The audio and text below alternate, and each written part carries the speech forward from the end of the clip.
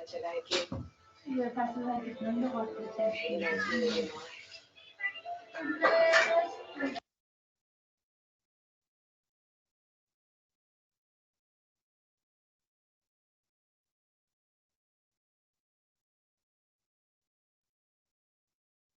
जी बच्चों, आप लोगों के साथ स्क्रीन शेयर हो गई है? यस मैम, होगी। ठीक हो गया। अच्छा जी, तो होपफुली आप लोगों ने, सारे बच्चों ने जो है वो फर्स्ट टास्क कंप्लीट कर लिया होगा, और ग्रुप में भी आप लोग काफ़ी ज़्यादा एक्टिव हो, तो माशाल्लाह ज़बरदस्त है कि आप अपनी छुट्टियां जो हैं वो अच्छी जो है वो यूटिलाइज कर रहे हैं। तो आज का जो हमारा काम है वो हम देखेंगे CSS के ऊपर, कि हम जो है जो हमने बेसिक स्ट्रक्चर क्रिएट किया है उसके ऊपर हमने कैस्केडिंग स्टाइल शीट्स अप्लाई करनी है आज के दिन में। तो पहले हम जो कल का काम था उसका सोल्यूशन देख लेंगे एक दफ़ा क्विकली, फिर उसके ऊपर ही जो है वो हम कैस्केडिंग स्टाइल शीट्स जो हैं वो अप्लाई करेंगे कि उसको हमने अब कलर्ड कैसे करेंगे। ठीक है, तो हम दुआ से शुरू करते हैं। रब्बिग़फिरली वलिवालिदैया वलिमन दखला बैतिया मुमिनन वलिलमुमिनीना वलमुमिनात। इसका तर्जुमा है, ए मेरे परवरदिगार, मुझे और मेरे वालिदैन को माफ़ फरमा, और उस शख्स को जो मेरे घर में मोमिन दाखिल हुआ, और मोमिन मर्दों और मोमिन औरतों को भी माफ़ फरमा। ये जो दुआ है ये हज़रत नूह अलैहिस्सलाम ने जो है वो अल्लाह ताला से की थी। और हज़रत नूह अलैहिस्सलाम का वाक़या आप लोगों को पता होगा कि उन्होंने जो था वो पहले तकरीबन 100 साल जो है वो तबलीग की है, क्योंकि जो था वो हज़रत आदम से जो थे सारे मुसलमान थे, तब फिर आहिस्ता-आहिस्ता शैतान ने जो है वो मुसलमानों को जो था वो बरगलाया, और फिर जो था वो लोग आहिस्ता-आहिस्ता जो थे वो अल्लाह ताला के रास्ते से जो थे हटने लग गए।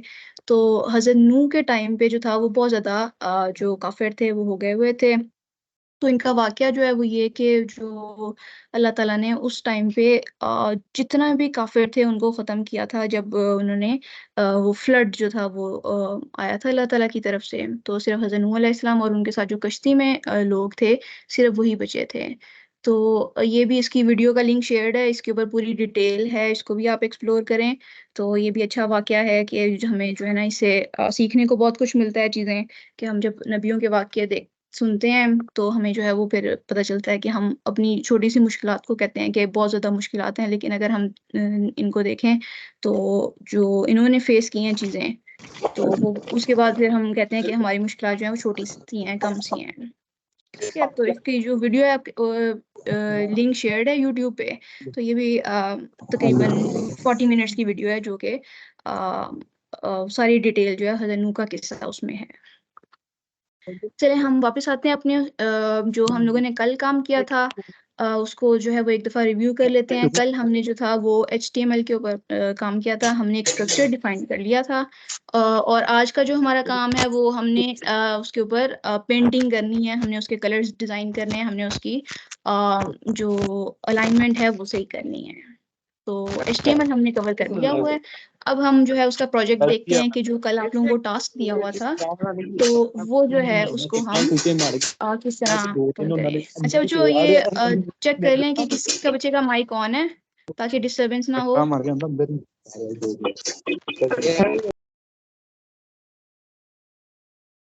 ठीक हो गया। अच्छा जी, चलें फिर हम जो है ना जो कल को आपको टास्क दिया हुआ था, सबसे पहले उसको हम देख लेते हैं। ये मैंने प्रोजेक्ट पहले से खोल के रखा हुआ है, और इसकी जो है यहाँ पे रनिंग फॉर्म में भी मैंने जो है वो लाइव सर्वर को ऑन किया हुआ है। तो ये जो है हमारे पास लोगो लगा हुआ है, उसका हमारे पास हेडिंग के अंदर हमने अपनी जो वेबसाइट का नाम है वो, और 7 लिंक्स हैं। अगर हम प्रोडक्ट्स पे क्लिक करते हैं तो हमारा अगला पेज खुल जाता है, जिसके अंदर हमने टेबल दिया हुआ है। और अगर हम लॉगिन पेज पे क्लिक करते हैं तो हमारे पास यूज़र नेम, ईमेल, पासवर्ड, यहाँ पे हमारे पास जो है वो सिलेक्ट लगा हुआ है, रेडियो बटन्स लगे हुए हैं, हमारे पास चेक बॉक्स लगा हुआ है, और हमारा सबमिट का बटन लगा हुआ है। और इसी तरह अगर हम यहाँ पे फेसबुक के ऊपर क्लिक करें तो वो हमें फेसबुक के लिंक के ऊपर ले जाता है। उसी तरह जो है वो हमारे पास यहाँ पे इंस्टा पे क्लिक करें तो वो हमें इंस्टा के लिंक के ऊपर ले जाता है। तो अब हम देखते हैं इसका जो सबसे पहले होम पेज, जिसको हम कह रहे हैं कि हमारे पास index.html होगा। उसकी हम देखते हैं कि हमने HTML में क्या-क्या टैग्स लिखे हुए हैं। तो ये जो है हमारा ओवरऑल, अभी मैंने सारे टैग्स को क्लोज किया हुआ है दिख नहीं रहा है, तो इससे जो है वो हमें स्ट्रक्चर पता चल रहा है कि हमने पूरा स्ट्रक्चर जो है वो किस तरह क्रिएट किया है। ये वाले जितने टैग्स हैं उनसे कुछ हमारे पास शो नहीं होता है। जो हम इनको हेडर को खोलेंगे तो इसके अंदर वाले टैग्स जो हैं वो हमारे पास उसके बेस पे हमारा पेज जो है वो बना हुआ है। तो एक चीज़ जो हमने कल डिस्कस करना रह गया था, वो हमने टाइटल का टैग नहीं देखा था। अगर हम टाइटल यहाँ पे जो है उसका टैग लगाते हैं और ये हमने हेड के अंदर लगाया है, तो इससे क्या होता है कि जो आपके पास यहाँ पे ऊपर टैब के अंदर जो नाम आता है वो हम चेंज कर सकते हैं। वरना ये है कि यहाँ पे आपके पास अगर हम ये टाइटल ख़त्म करते हैं तो फिर हम देखते हैं कि हमारे पास जो है, जो ये आपके पास यहाँ पे यूआरएल बन रहा है वही वहाँ पे शो हो रहा होता है। तो हम अगर अपने मर्जी से उसका नाम रखना चाहें तो यहाँ पे हमारे पास टाइटल का टैग है, उसके अंदर हम जो भी लिखेंगे अपने पास वो हमारे पास ऊपर शो हो जाता है। तो ये जो है आपके पास टैब के अंदर उसका मीनिंगफुल नेम देने के लिए हमने टाइटल का टैग देख लिया। फिर उसके बाद बॉडी के अंदर हमारे पास सबसे पहले हम हेडर का टैग खोलते हैं। तो हेडर के अंदर हमने एक इमेज लगाया हुआ है जो कि हमारा लोगो है। उसके बाद हमने एक हेडिंग लिखी है जिसमें हमारे पास जो वेबसाइट का नाम हमने रखा हुआ है अपनी उस वो, और साथ हमने जो है वो यूआरएल लिखा हुआ है उसका, जो हमारे पास यहाँ पे उसके अंदर लिंक्स लगाए हैं हमने। तो अनऑर्डर्ड लिस्ट लिस्ट है हमारे पास, और उसमें हमने लिस्ट आइटम्स 3 लगाए हैं। और यहाँ पे देखें कि हमने एक किस्म का हम कह सकते हैं कि नेस्टेड टैग्स यूज़ किए हैं। पहले हमने लिस्ट आइटम का टैग है और फिर उसके बाद हमारा ए का टैग है जो हमारे पास एंकर का टैग है। फिर इसी तरह हमारे पास मेन के अंदर हमने यहाँ पे अपने पास पैराग्राफ का टैग लगाया है। उसके अंदर डिफरेंट हमारे पास बोल्ड करने के लिए चीज़ें, अंडरलाइन करने के लिए, इटैलिक करने के लिए। फिर हमने जो है वो इमेज का 4 इमेजेस लगाए हैं, और हमने हेडिंग और उसके बाद एक अनऑर्डर लिस्ट है, एक ऑर्डर लिस्ट है। तो अभी डिव का टैग हमने नहीं देखा, इसको जो है वो आज हम एक्सप्लोर करेंगे, उसके ऊपर बात करेंगे कि ये टैग क्या करता है। उसके अलावा जो हमारा प्रोडक्ट्स का पेज है, अगर हम उसके अंदर मेन को खोलें तो इसके अंदर हमने जो है वो अपना टेबल क्रिएट किया है। टेबल के अंदर हमारे टेबल हेड और टेबल बॉडी, और उसके उसी तरह हमने टेबल रोज में डिफरेंट उसके टेबल हेड्स के जो नाम दिए हैं। फिर उसके बाद 3 जो हैं वो हमने रोज के अंदर डाटा दिया हुआ है। और जो आपका लॉगिन का पेज है उसके अंदर भी हेडर और फुटर आपका सेम है। मेन के अंदर सिर्फ चीज़ें चेंज हो रही हैं, और मेन के अंदर हमने जो है वो अपना यूज़र नेम के लिए इनपुट का, उसके लिए हमने रिक्वायर्ड फील्ड लिखी हुई है कि जब तक वो डाटा नहीं देगा तब तक वो हम सबमिट नहीं होने देंगे उसको। तो इसको हम कहते हैं कि ये हम क्लाइंट साइड वैलिडेशंस जो हैं वो हमने एचटीएमएल पेज के ऊपर ही लगा लिए हैं। तो बाकी हमने यहाँ पे सिलेक्ट के लिए जो रोल है वो हम ड्रॉप डाउन के साथ चूज़ कर रहे हैं। रेडियो बटन्स में हमने जो था वो मेल और फीमेल का जेंडर देखा है। और इसमें जो चीज़ हमने कल एक्सप्लोर की थी वो ये है कि हमारे पास अगर नेम हम दोनों का सेम रखें तो उससे फिर आपके पास क्या होता है कि यहाँ पे एट अ टाइम सिर्फ एक आपके पास जो है वो सिलेक्ट होगा। जैसे ही आप दूसरे को सिलेक्ट करेंगे तो पिछले वाला आपका जो है वो सिलेक्शन ख़त्म हो जाएगी। उसके अलावा बाकी ये वो सारी चीज़ें हैं जो हमने एक्सप्लोर की थी। 1-2 चीज़ें जो थी वो स्लाइड्स में एक्स्ट्रा आपको दी थी, जिसके अंदर वीडियो लगाने का और ऑडियो लगाने का अगर आपने देखना हो तो उसके टैग्स भी अवेलेबल हैं। तो होपफुली आप लोगों ने उसको एक्सप्लोर किया होगा। बेसिक हमारे पास यही टैग्स हैं जो कि एचटीएमएल में हमने कवर किए हैं, और इन्हीं को यूज़ करते हुए हम अपनी जो है वो वेबसाइट्स बनाते हैं। तो अब हम क्या करते हैं, नेक्स्ट हमारा जो है वो काम, उसके ऊपर हम चलते हैं, और ये है कि हमारे पास जो भी अब डिज़ाइनिंग होगी वो हम कैसे करेंगे। तो उसके लिए एक काम हम सबसे पहले ये कर लेते हैं कि अपना पेज जो है वो सिंपल कर लेते हैं, ताकि जो है स्टार्टिंग से हमें जो है वो चीज़ क्लियर हो जाए। तो मैंने अपने जितने भी वो index dot H T M L के ऊपर काम किया हुआ था वो सारा हम ख़त्म कर देते हैं, और फुटर भी यहाँ से ख़त्म कर देते हैं ताकि जो है वो हमारे पास कोई इशू ना हो। अब हम देखते हैं यहाँ पे अपने पास होम के पेज पे जाते हैं, तो होम का पेज अब इस टाइम पे हमारे पास खाली है, क्योंकि उसका सारा कोड जो है या जो टैग्स के साथ हमने इम्प्लीमेंट किया था वो सारा ख़त्म कर दिया है। तो अब हम जो है वो वन बाय वन इसकी स्टाइलिंग के ऊपर देखते हैं काम। तो अब हम चलते हैं अपने पास कैस्केडिंग स्टाइल शीट्स पे। मेन हमारा काम है आज सीएसएस को देखने का। तो CSS की जो हमारे पास बेसिक प्रॉपर्टीज़ हैं या CSS के थ्रू हम जो काम कर सकते हैं, उसके अंदर ये है कि हम सबसे पहले तो ये कर सकते हैं कि हम डिफरेंट जो हमारे पास फ़ॉन्ट्स हैं, उनके हम स्टाइल्स चेंज कर सकते हैं, उनकी हम जो साइज़ेज़ है वो चेंज कर सकते हैं, उसकी डिज़ाइनिंग चेंज कर सकते हैं। तो टेक्स्ट से रिलेटेड जो है वो हम उसकी स्टाइलिंग कर सकते हैं। और सेकंड काम जो हम कर सकते हैं CSS के थ्रू वो ये कि हम उसकी ऊपर विजुअल इफेक्ट्स डाल सकते हैं। इसका मतलब ये है कि हम उसके ऊपर बॉर्डर्स लगा सकते हैं। हम यहाँ पे देखें कि हेलो की थोड़ी-सी हमने शैडो दिया हुआ है, तो हम इस तरह का शैडो दे सकते हैं उसके ऊपर। तो थोड़े से जो विजुअल इफेक्ट्स हैं उनको हम चेंज कर सकते हैं। फिर उसके अलावा थर्ड पे हम क्या कर सकते हैं, हम यहाँ पे इंटरैक्टिविटी और बिहेवियर जो है वो चेंज कर सकते हैं। किस तरह के हम कहें कि अगर माउस उसके ऊपर आता है तो क्या हो? इस तरह के जो कुछ इफ़ेक्ट्स हैं वो हम CSS के थ्रू अप्लाई कर सकते हैं। उसके अलावा जो मोस्ट इम्पोर्टेंट काम है CSS के थ्रू वो ये है कि हम अपने लेआउट जो हैं उनको फ्लेक्सिबल बना सकते हैं कि हमारा कुछ कंटेंट जो है वो यहाँ पे शो हो, कुछ यहाँ पे शो हो और फिर अगर हमारी विंडो साइज़ छोटा हो तो फिर हमारा जो कंटेंट है वो किस तरह एडजस्ट हो। तो वन बाय वन इनको हम देखेंगे कि हम सबसे पहले बेसिक टेक्स्ट से शुरू करते हैं कि टेक्स्ट के ऊपर जो हम उसकी स्टाइलिंग जो है वो किस तरह कर सकते हैं। तो कुछ हमारे पास प्रॉपर्टीज़ हैं, एकदम जो है वो हम देखेंगे तो हम जो है वो ज़रा थोड़ा-सा ओवरवेल्म ना हो जाएँ, इसलिए हम यहाँ पे कोड के थ्रू ही चलते हैं अपने पास, एक-एक चीज़ इम्प्लीमेंट करते हैं, फिर वापस अपने पास टेबल्स पे आएँगे। तो अभी हम ये काम करते हैं कि सबसे पहले एक सिंपल सी हेडिंग लिखते हैं अपने पास, H1 की टैग के अंदर हम दिस इज़ आवर हेडिंग। अभी मैंने सिंपल सा ये काम किया है कि मैंने अपने पास एक हेडिंग H1 टैग के अंदर लिख लिया है।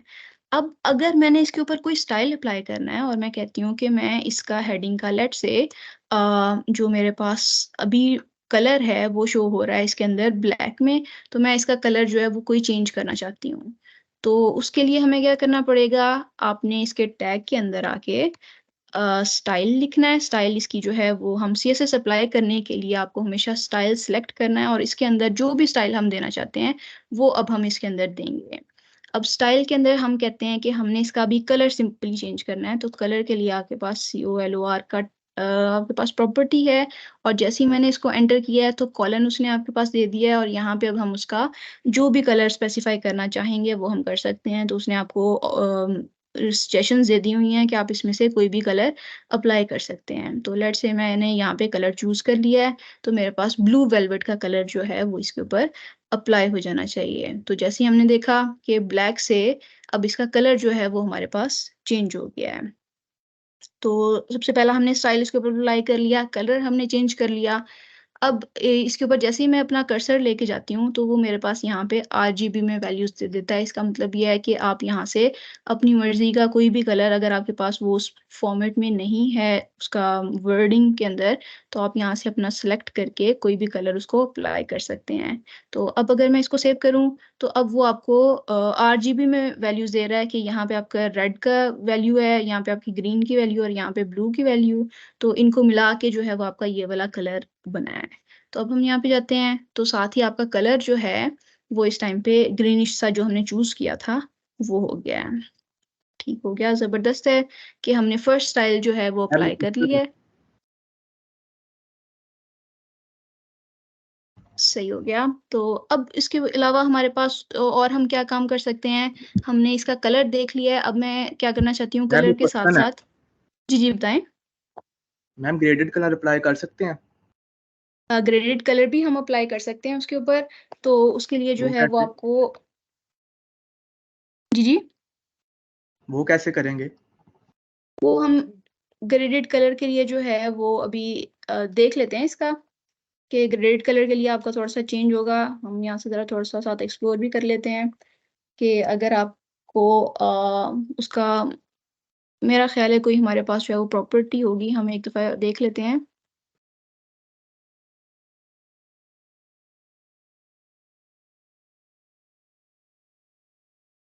वैसे जो हमारे पास यहाँ पे W3 स्कूल्स के अंदर उसने हमें हर चीज़ का जो है वो दिया होता है CSS अप्लाई करने का, तो यहाँ पे आपके पास लीनियर ग्रेडियंट का जो है वो फंक्शन अवेलेबल है आपके पास। तो अगर हमने इसको यूज़ करना है तो यहाँ से हम देख लेते हैं इसको कि उसने बैकग्राउंड इमेज में उसका चेंज किया है।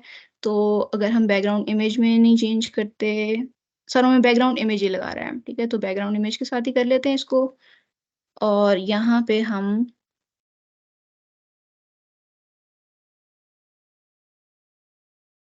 चलिए स्टाइल के अंदर जाके अभी कलर को हम खत्म करके यहाँ पे अपने पास बैकग्राउंड इमेज के अंदर जाके लीनियर ग्रेडियंट में उसने बताया है कि आपने ग्रेडियंट येलो और रेड के साथ अप्लाई करना है। तो अब हम इसको जो है वो अगर यहाँ पे देखें कि हमारे पास क्या इफेक्ट आया है इसका, तो ये जो है आपके पास उसने ग्रेडियंट के अंदर वो दे दिया है और ये बैकग्राउंड के ऊपर लगा रहा है, वो आपके उसके ऊपर नहीं लगाया उसने। तो अगर हम बैकग्राउंड इमेज की जगह पे चेक कर लेते हैं कि क्या सिंपली हमारे कलर के ऊपर ये स्टाइल अप्लाई होता है कि नहीं होता, तो कलर के ऊपर नहीं है उसका इफेक्ट, वो आपके पास जो है वो बैकग्राउंड के लिए जो है वो लीनियर ग्रेडियंट अप्लाई हो रहा है कि अगर आपने उसके बैकग्राउंड इमेज के ऊपर ये आपका अप्लाई हो रहा है। ठीक हो गया। तो हम ये कर सकते हैं कि इसको जो है वो छोटा करके सिर्फ इतनी जगह तक जो है उसको रख सकते हैं। उसके अलावा और जो हमने काम करना है, जो हम देखना चाहते हैं, इसको भी हम एक प्रॉपर्टी देख ली हमने, एक हमने बैकग्राउंड इमेज के साथ ग्रेडियंट कलर देख लिया। उसके अलावा अगर हम सिंपल कलर देना चाहते हैं तो आपके पास बैकग्राउंड कलर है जिसके अंदर आप इसका बैकग्राउंड कलर को भी अप्लाई कर सकते हैं। और बैकग्राउंड कलर के अंदर अब उसने वो ग्रेडियंट नहीं दिया, अब उसने आपके पास सॉलिड कलर जो है वो दे दिया है। और ये पूरा का पूरा आपकी यहाँ से अब हमें पता चल रहा है कि जो आपका हेडिंग का टैग है वो इतनी जगह ले रहा है कि आपके पास यहाँ से स्टार्ट होके और ये पूरा इधर तक आपका जा रहा है। सही हो गया। 3 हमने देख लिया कलर, बैकग्राउंड कलर, उसके अलावा हमने बैकग्राउंड इमेज देख लिया। अब इसके बाद जो है हम यहाँ पे उसके अलावा क्या देखते हैं, हम ऐसा काम करते हैं कि हमने बैकग्राउंड कलर चूज़ कर लेते हैं डिफरेंट, ठीक है। और हम साथ ये काम करते हैं कि हम इसके साथ एक और एक्स्ट्रा प्रॉपर्टी जो है वो साथ लगाते हैं।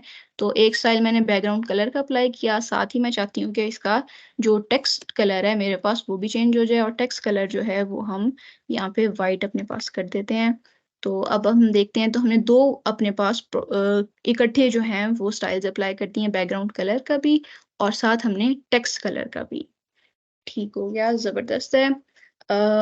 अब इसके साथ हमारे पास और कौन-सी हैं, हमने कलर देख लिया, बैकग्राउंड कलर देख लिया। अब अगर हम लेट्स से चाहते हैं कि हम जो है वो हेडिंग हमारे पास स्टार्टिंग यहाँ से ना स्टार्ट हो, हम चाहते हैं हेडिंग हमारी सेंटर से स्टार्ट हो।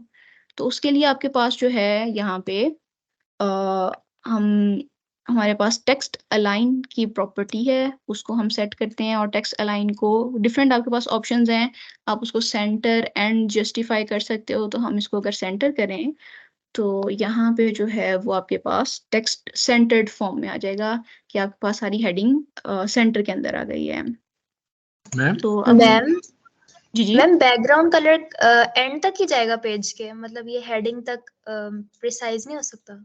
जी, ये आपके पास जो है अभी जो आपके पास हेडिंग है वो आ रही है यहाँ तक पूरे के पूरे पेज के ऊपर, ठीक है। हम इसको अगर छोटा करें और हम इसको यहाँ पे करें तो जितना आपके पास इस टाइम पे विंडो है ब्राउजर की, उस सारे के ऊपर आपके पास जो है वो हेडिंग अप्लाई हो रही है, ठीक है। तो हम अगर इसको कम करना चाहते हैं तो उसके लिए हमारे पास जो है वो स्टाइल के अंदर ही हम अप्लाई करते हैं। लेट्स से हम उसकी कहते हैं कि विड्थ जो है हेडिंग की आपके पास, वो हम कहते हैं कि आपके पास 100 पिक्सल्स हो जाए, ठीक है। तो हमने जो आपका स्टाइल है उसके अंदर हमने सारी प्रॉपर्टीज अप्लाई कर रहे हैं, बैकग्राउंड कलर की भी अप्लाई कर दी, कलर की अप्लाई कर दी, टेक्स्ट अलाइन की भी और विड्थ की भी। तो अब हम देखते हैं, तो अब उसने आपकी जो विड्थ है वो उसने इतनी सेट कर दी है कि अब हमारी जो है हमने कितनी सेट की थी, मेरा ख्याल 100 पिक्सल की थी, तो 100 पिक्सल में उसने आपके पास इतनी सी उसकी विड्थ कर दी है। अब हम कहते हैं कि हमारी जो है विड्थ है वो ज़्यादा होनी चाहिए, तो हम 300 पिक्सल्स कर देते हैं। तो अब जो है वो आपके पास 300 पिक्सल के अंदर आपके पास हेडिंग अप्लाई हो रही है। इसका मतलब ये है कि वो आपके पास टोटल ब्राउज़र विंडो पे नहीं जा रही, वो सिर्फ आपके पास यहाँ पे इतनी सी जगह पे अप्लाई होगी और उसके बीच में उसने आपका टेक्स्ट जो है वो सेंटर लाइन कर दिया है। यस मैम, ठीक हो गया। हो गया। तो और अब मैम जो है जी जी, रिस्पॉन्सिवनेस हमने देखनी हो तो ये रिस्पॉन्सिव होगी कि अगर नहीं हमने होगी? इसकी क्या करेंगे, रिस्पॉन्सिवनेस इसकी अभी जो है ना आपके पास रिस्पॉन्सिवनेस इसके साथ ही अप्लाइड है। जो आपके पास ये H1 का टैग है, इसकी भी कुछ जो है वो आपके पास रिस्पॉन्सिवनेस होती है। अगर हम इसकी विड्थ खत्म करें और यहाँ पे हम सिंपली इसको अगर देखें, तो यहाँ पे ये इस तरह करेगा कि अगर आपका विंडो का साइज छोटा हो रहा है तो आपके पास उसके साथ ये एडजस्ट करेगा। ठीक है, तो ये हेडिंग के अभी अपने अंदर ही उसकी जो है रिस्पॉन्सिवनेस है। तो बाकी जो है वो हम जब अभी फ्लेक्स लेआउट को देखेंगे तो फिर हम जो है ज़्यादा मोर रिस्पॉन्सिव वे में जो है वो उसको एक्सप्लोर करेंगे।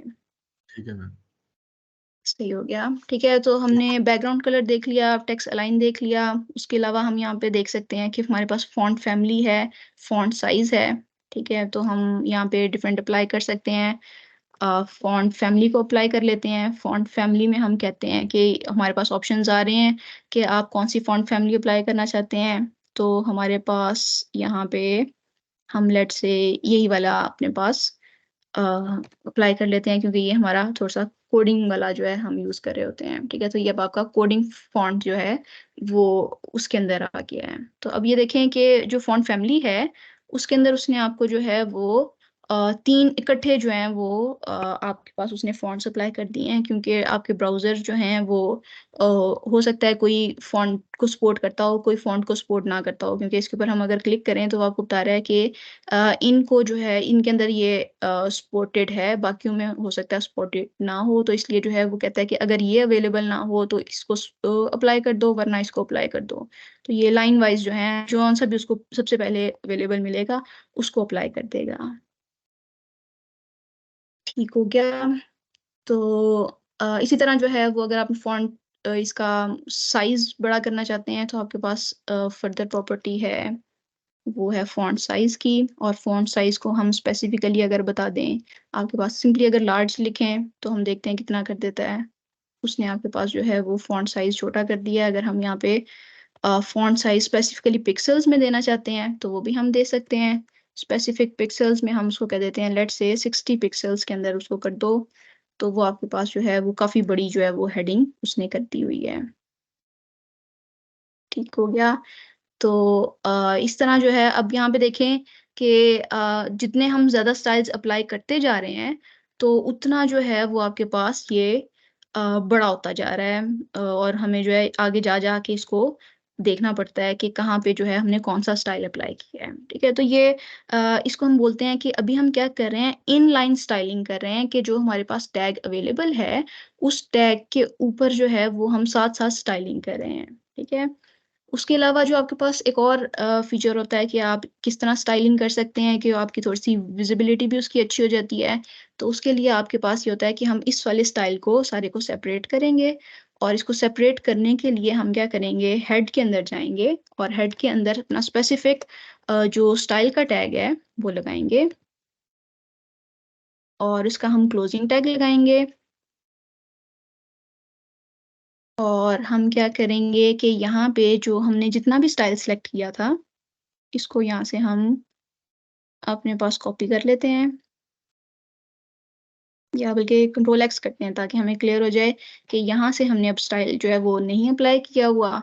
तो अभी वो हमारे पास अपनी ओरिजिनल फॉर्म के अंदर आ गया है। तो अब हम क्या करते हैं, हम अपने पास स्टाइल के टैग के अंदर अब स्टाइल अप्लाई करते हैं।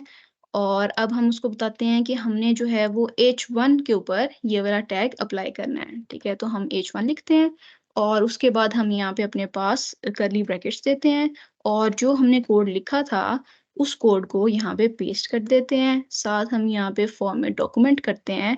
तो अब जो है वो आपके पास बता रहा है कि जो आपका H1 का टैग है उसके ऊपर हमने ये सारे स्टाइल्स अप्लाई किए हैं।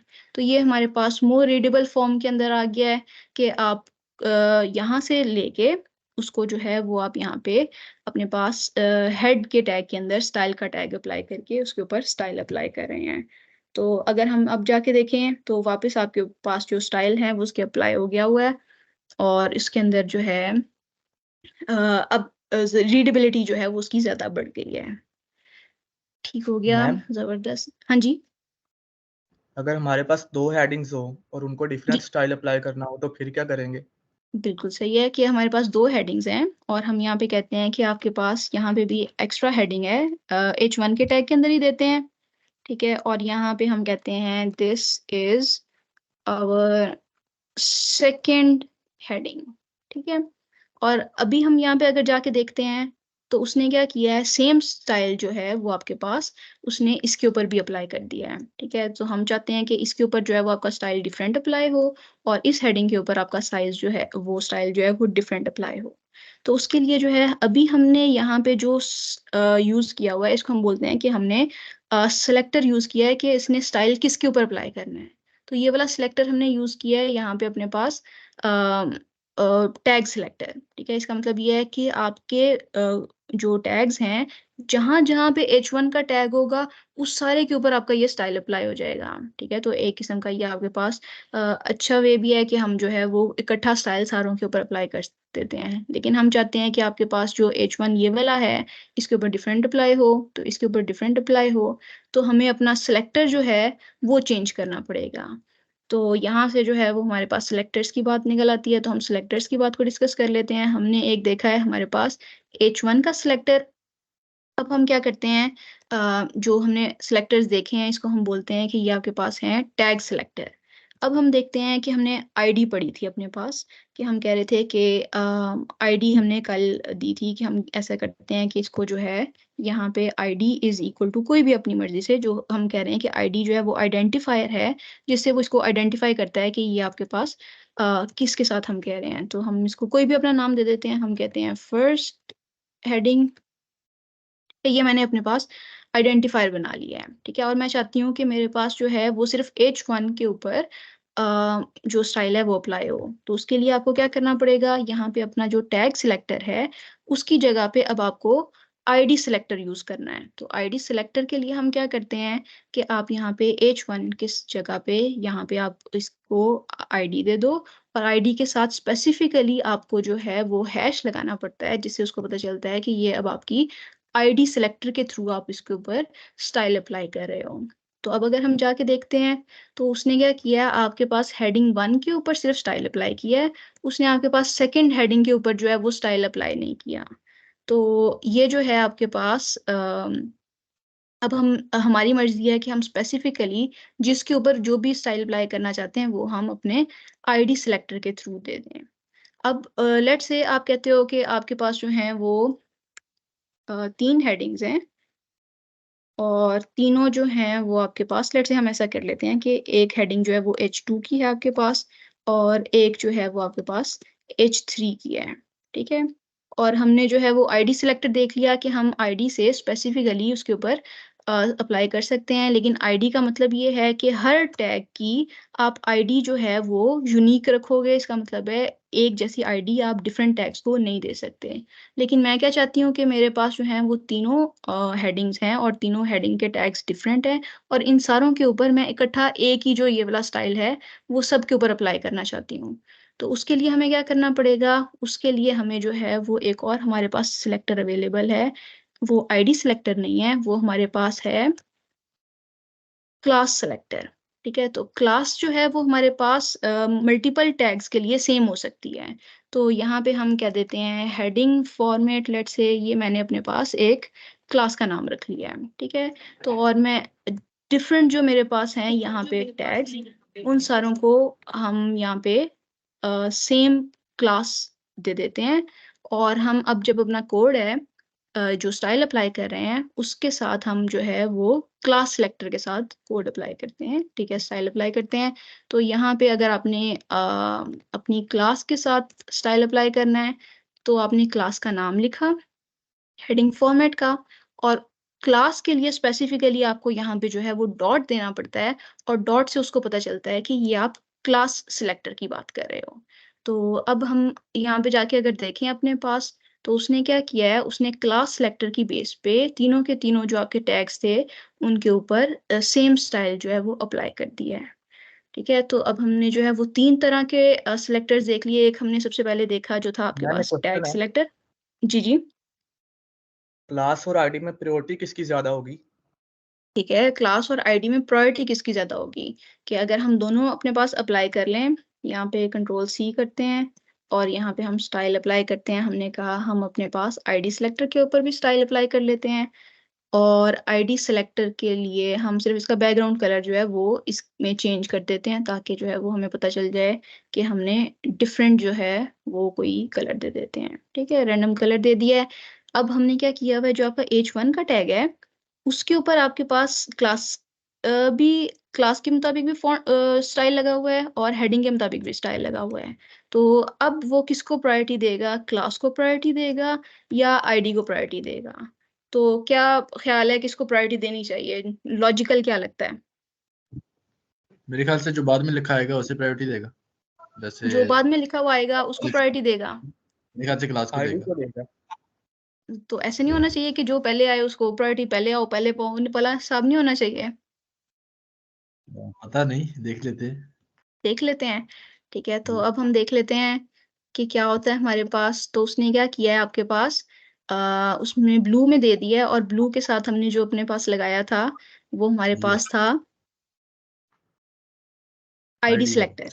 ठीक है, तो उसने क्या किया है, बाद वाले को जो है वो प्रायोरिटी दे दी है। तो अब हम जरा अगर इसको देखें कि वाकई बाद वाले को प्रायोरिटी मिली है तो इसको जो है वो हम फर्स्ट पे लिख के देख लेते हैं। तो अब इसके मुताबिक अगर हमें लगता है बाद वाली प्रायोरिटी है तो फिर अब जो है वो क्लास को प्रायोरिटी ज़्यादा मिलनी चाहिए। तो अगर वापस जाके देखें तो हमारे पास कोई इफेक्ट नहीं हुआ, तो इसका मतलब है कि नहीं। वो पहले और बाद वाला हिसाब नहीं है। अब कौन सा हिसाब है हमारे पास? कि आईडी को ज्यादा प्रायोरिटी दे रहा है। बिल्कुल ऐसे ही है, वो आईडी को जो है वो ज्यादा प्रायोरिटी दे मेन रहा है। फ्लैग क्लास को जो है वो मैम, प्रायोरिटी कम दे रहा आईडी है। और क्लास में मेन डिफरेंस क्या है? मेन डिफरेंस क्या है इसके अंदर, देखें कि हमने कहा है कि जो आईडी है वो आपके पास यूनिक रहेगी, क्लास जो है वो आपके पास कॉमन हो सकती है मल्टीपल टैग्स के अंदर। ठीक है, तो अब हमने देखा है कि चूंकि आईडी यूनिक है, इसका मतलब ये है कि आप जो आईडी को उसने प्रायोरिटी ज़्यादा दी है। इसका मतलब है कि आईडी अगर आपने लगाई हुई है और क्लास लगाई हुई है तो वो आईडी को प्रेफर करेगा और आईडी का जो आपने स्टाइल्स इंप्लीमेंट किए हुए हैं वो उसको मैम बाकी एक सारे क्वेश्चन है। को ऊपर ओवरराइड मैम कर देगा।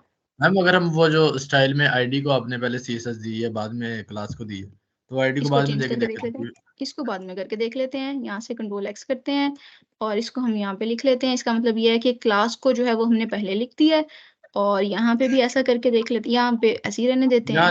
तो अब देख, यार यहाँ रहने देते हैं। तो उसने पहले क्लास को ऊपर लिख दिया स्टाइल में और फिर हमने उसकी अपने पास आईडी को लिखा है। ठीक है, लेकिन उसके ऊपर कोई इफेक्ट नहीं पड़ा। इसका मतलब ये है कि यहाँ पे ऊपर नीचे लिखने से कोई फर्क नहीं पड़ता। जो प्रेफरेंस है आपकी वो आईडी को पहले मिलेगी, क्लास को जो है वो ओवरराइड कर देगा अगर आईडी लगी होगी, और सिर्फ वो सही। उस मैम चीज अगर को इस पे ओवरराइड करेगा जो आपने अपने पास क्लास सेलेक्टर के अंदर लिखे हुए हैं। बाकी सारे भी स्टाइल्स अप्लाई किए हैं उसने, कलर भी चेंज किया है, सेंट्रल ये लाइन भी किया है उसने, वो उसका टेक्स्ट भी चेंज किया है, साइज भी चेंज किया है। सिर्फ उसने जो बैकग्राउंड कलर है उसकी प्रायोरिटी आपके पास आईडी को दी है। मैम एक क्वेश्चन है। जी जी बताएं। अब अगर H1 को एलिमेंट से सिलेक्ट करें तो क्या होगा? तो अब इसका मतलब है हम तीनों के साथ कंपैरिजन करके देख रहे हैं। हम कहते हैं कि हम H1 के ऊपर अलग से लगा देते हैं। ठीक है, हमने कहा जी। अब हम टैग सिलेक्टर के साथ भी एक लगा देते हैं और हमारा कंपैरिजन बैकग्राउंड कलर के ऊपर ही चल रहा है। तो हम यहाँ पे बैकग्राउंड कलर के ऊपर कोई और डिफरेंट कलर कर देते हैं ताकि हमें पता चल जाए कि हमारा बैकग्राउंड कलर के लिए हमने कोई और कलर रखा हुआ है। ठीक है, यहाँ पे इसमें थोड़ा सा येलोइश में ले जाते हैं। ठीक है, तो अब हमने क्या किया है कि जो आपका H1 है उस अपने टैग सिलेक्टर के थ्रू भी लगाया, आईडी सिलेक्टर के थ्रू भी लगाया, क्लास सिलेक्टर के थ्रू भी लगाया। ठीक है, तो अब हम अगर जाके देखते हैं तो हमारे पास कोई इफेक्ट नहीं रहा। इसका मतलब ये है कि जो आपका आईडी सिलेक्टर है इसको सबसे फर्स्ट प्रायोरिटी मिल रही है। ठीक है, हम आईडी को अगर यहाँ से ख़त्म करें और अब हम कंपैरिजन करें कि आपका H1 के टैग को प्रेफरेंस मिलती है या आपके क्लास सिलेक्टर को प्रेफरेंस मिलती है। तो अब अगर हम देखें तो उसने आपकी प्रेफरेंस दी है क्लास सिलेक्टर को। ठीक है, तो इसका मतलब है अब हमें वो उसमें पता चल गया कि सीक्वेंस में सबसे पहले आईडी सिलेक्टर, सेकंड पे आपका क्लास सिलेक्टर। अगर हम क्लास सिलेक्टर को भी ख़त्म कर दें तो अब यहाँ पे हम जाके देखें तो अब आपके पास जो है वो टैग सिलेक्टर को प्रेफरेंस मिल रही है। ठीक है, तो ये आपके पास प्रेफरेंस की नंबरिंग है कि आपके पास सबसे पहले आईडी सिलेक्टर, फिर क्लास सिलेक्टर, फिर टैग सिलेक्टर। ठीक है, मैम क्लियर? मैम अभी आपने अगर कहा इनलाइन जी, स्टाइल आईडी में हमेशा यूनिक होती है, तो मैम जी ये हम आईडी कन्वेंशनली यूनिक रख रहे हैं या फिर मतलब अपनी मर्जी से हम सेम भी वैसे रख सकते थे? ठीक है, वो अगर आप डिफरेंट मतलब एक ही आईडीज जो है वो दे दोगे तो ये आपके पास रूल है कि आप जो है वो आईडीज आपको यूनिक रखनी है, वरना फिर आपके पास ब्राउजर पे जो है वो इशू आता है। एक दफ़ा हम करके भी देख लेते हैं कि अगर आप आईडी दो को सेम दे दो, ठीक है, हम ये करते हैं कि फर्स्ट हेडिंग की अपने पास जो आईडी है वो 2 में सेम कर देते हैं। ठीक है, तो हम देखते हैं कि आपके पास जो है अभी उसने यहाँ पे आपके पास कर दिया है काम, ठीक है। लेकिन जो है आपके पास यहाँ पे क्या होगा कि हम चूंकि लेट्स से अभी तो हमें इतना ज़्यादा मसला नहीं है, आप ये काम कर सकते हो, लेकिन जब हमने फॉर्म से डाटा लेना है तो हम आईडीज़ के थ्रू एक्सेस करते हैं। ठीक है, तो अब अगर आपने सेम आईडी 2 एलिमेंट्स को दे दी हुई है तो वहाँ पे फिर आपके डाटा में इशू आएगा कि आप का डाटा वो किसका उठाएगा। ठीक है, इसलिए हम कन्वेंशनली जो है वो यूज़ करते हैं कि आपके पास आईडीज़ डिफरेंट होनी चाहिए। मैम इसी मैम एक तरह क्वेश्चन है। आईडीज डिफरेंट है लेकिन नेम मतलब नेम जो है वो सेम हो सकता है, क्योंकि कल हमने नेम सेम हाँ कर दिए थे हाँ, नेम जेंडर नेम के। सेम हो सकता है, आईडी जो है वो आपके पास यूनिक होनी चाहिए। तो अब जो है ना वो मैम हम जरा थोड़ा सा जी जी बताएं क्वेश्चन। मैम एक एलिमेंट को मल्टीपल आईडीज दे सकते हैं? एक एलिमेंट के लिए हमारे पास सिंगल आईडी होनी चाहिए, क्योंकि हम जो है वो एक आइडेंटिफायर से उसको एक्सेस कर रहे हैं, इसलिए यूनिक आप एक रखें आईडी। और एक एलिमेंट को मल्टीपल क्लासेस? एक एलिमेंट पे मल्टीपल क्लासेस हम लगा सकते हैं। ठीक है, हम ये कर सकते हैं कि आपके पास जो है एक और कोई नई क्लास बना लो यहाँ पे, और जिसमें आप कहते हो कि एक क्लास जो है वो आपने सिर्फ लेट से टेक्स्ट स्टाइल के लिए बनाई है। ठीक है, जिसके ऊपर आप कहते हो सिर्फ टेक्स्ट स्टाइल आपने चेंज करना है, तो आपने टेक्स्ट के ऊपर जो स्टाइल्स अप्लाई किए हैं वो आपने इसके ऊपर अप्लाई किए हैं। यहाँ से हम इसके स्टाइल्स ख़त्म कर देते हैं। ठीक है, तो अब आप ये काम कर सकते हो कि जो आपका हेडिंग ये आपके पास क्लास है, इधर सिर्फ स्पेस दो और यहाँ पे आप जो है वो टेक्स्ट स्टाइल की क्लास भी अप्लाई कर दो। ठीक है, तो अभी हमने क्या किया है, हमने अपनी जो यहाँ पे हेडिंग फॉर्मेट है, अब ये देखो कि इसके ऊपर आपके जो टेक्स्ट की स्टाइलिंग थी वो ख़त्म हो गई है, इसके ऊपर आपकी टेक्स्ट की स्टाइलिंग लग गई है। ठीक है, क्यों? क्योंकि हमने इसके ऊपर अब 2 क्लासेस अप्लाई की हैं अपने पास H2 के टैग के ऊपर। हमने अपना हेडिंग का फॉर्मेट भी अप्लाई की है इसकी क्लास, और हमने टेक्स्ट स्टाइल की क्लास भी अप्लाई की है। ठीक है, तो आप इस तरह मल्टीपल क्लासेस जो हैं वो अप्लाई कर सकते हो। इसका फ़ायदा ये है कि हम कहें किसी के ऊपर हमने अपना स्टाइल चेंज करना है, किसी के ऊपर नहीं करना, तो जो स्टाइल हम स्पेसिफिक रखना चाहते हैं उसकी हम क्लास का टैग बना के उसके अंदर वो स्टाइल एम्बेड कर दें और वो यहाँ पे अपने पास क्लास के सिलेक्टर के थ्रू अप्लाई करते हैं। तो मैम अगर एक एलिमेंट मल्टीपल क्लासेस से बिलोंग करता है और मल्टीपल क्लासेस के अंदर डिफरेंट अगर बैकग्राउंड कलर दिए हैं तो वो फिर कैसे प्रायोरिटी असाइन करेगा? ठीक है, तो अब हम ये करके देख लेते हैं कि आपने यहाँ पे भी एक क्लास दी और आपने यहाँ पे भी एक क्लास दी। इसके अंदर आपने बैकग्राउंड कलर जो है वो अपने पास चेंज कर दिया है। 1 मिनट, इसका जो है वो हमारे पास आ जाए। हम इसका कलर जो है वो कोई और स्पेसिफाई कर लेते हैं। ठीक है, और बाकी हम ये करते हैं कि अब अपने पास इसके ऊपर बाकी सारी ख़त्म कर देते हैं ताकि हमें क्लियरली पता चल जाए कि हम H2 के ऊपर 2 क्लासेस अप्लाई कर रहे हैं और दोनों के ऊपर बैकग्राउंड कलर लगा हुआ है, तो वो किसको प्रेफरेंस देता है। तो उसने क्या किया है, उसने आपके पास जो फर्स्ट आपके पास अप्लाई हुई थी हेडिंग की, उसकी जगह पे उसने जो लास्ट वाला है उसको प्रेफरेंस दी है। जो लास्ट अप्लाई हुआ था उसका उसने अप्लाई कर दिया है। इसका मतलब ये है कि उसने पहले ये वाली क्लास का अप्लाई किया, सारा का सारा जितना भी स्टाइल था, फिर उसके बाद उसने इसका अप्लाई किया, तो जो आखिरी वाला बचा है वो उसके ऊपर लग गया है। और मैम अगर एक टैग के ऊपर स्टाइल इन स्टाइल भी हो और ऊपर भी स्टाइल दिया हो तो क्या एरर आ जाएगा या वो किसी एक को प्रायोरिटी देगा? लाइक H1 की इन स्टाइल भी की और ऊपर भी स्टाइल में आपने दिया हो कुछ। ठीक है, अगर हम कहते हैं कि यहाँ पे क्लास सिलेक्टर के थ्रू भी हमने स्टाइल दिया हुआ है और यहाँ पे जो हम कह रहे थे इनलाइन स्टाइलिंग है वो भी हमने की हुई है। ठीक है, तो बैकग्राउंड कलर यहाँ पे हम कोई और दे देते हैं, यहाँ पे हम थोड़ा सा ये ब्राउन कलर दे देते हैं। ठीक है, तो अब हमने क्या किया है, 3 जगह पे स्टाइल अप्लाई कर दिया है। यहाँ पे अब हमें पता है कि जो बाद वाला था वो अप्लाई होना था। ठीक है, और यहाँ पे हमने किया है कि जो इनलाइन स्टाइल है वो भी अप्लाई कर दिया है। तो अब हम यहाँ पे जाके देखते हैं तो जो सबसे ज़्यादा उसने आपके पास प्रायोरिटी दी है, वो उसने आपकी इनलाइन स्टाइल को प्रायोरिटी दी है कि आपके पास अगर जितने मर्ज़ी पीछे क्लास का लगाया हो, आईडी का लगाया हो, लेकिन जो अगर आपने इनलाइन स्टाइलिंग की हुई है, तो सबसे ज़्यादा प्रेफ़रेंस आपकी इनलाइन स्टाइल को मिलेगी। Excuse me ma'am. जी, जी। मैम मेरे ख्याल से जो ये प्रेफ़रेंसेस है, जो इसकी एक्सरसाइज़ हमें सेल्फ में करनी चाहिए क्योंकि हमारे पास लिमिटेड टाइम है, तो इसके लिए ठीक है। प्रेफ़रेंसेस हमें खुद ही चेक करनी चाहिए। ठीक हो गया। ये जो जितने भी इस तरह के क्वेश्चंस हैं, ये अब आप लोग जो हैं वो खुद ट्राई आउट करें, ठीक है? अब हमें पता चल गया है सारी प्रेफ़रेंस का, अब आपने खुद जितना भी उसको करेंगे ट्राई, तो ये आपको चीज़ें क्लियर होती जाएँगी, ठीक है? तो हम फर्दर आगे चलते हैं एक्सक्यूज़ अपने मी जो मैम। नेक्स्ट कॉन्सेप्ट एक्सक्यूज़ पे। Me ma'am. हाँ जी। मैम ये सीएस की फ़ाइल अगर अलग बना लें तो ये एडवाइजेबल है हमारे लिए? ठीक है, तो अभी हम उसके ऊपर गए नहीं हैं, तो आप हमें मौका देंगे तो हम आगे चलेंगे, ठीक है? तो इसलिए जो है वो ओके अब मैम। हम एक काम हमने देख लिया इनलाइन स्टाइल का, और इसको हम बोलते हैं कि ये जो है वो हमने अपने पास सेकंड स्टाइल जो हमने हेड के टैग के अंदर लगाया है, ठीक है? अब एक और हमारे पास स्टाइल ऑप्शन होती है कि जितना आप यहाँ पे स्टाइल बड़ा करते जाओगे, ये आपकी फ़ाइल जो है वो बड़ी होती जाएगी। तो उसके लिए आपके पास जो सबसे बेटर वे है, वो एक्सटर्नल सीएसएस का है कि आप क्या करो कि आप ये ना तो इनलाइन लगाओ, इसको हम बोलते हैं कि ये हमने इंटरनल सीएसएस लगाया है।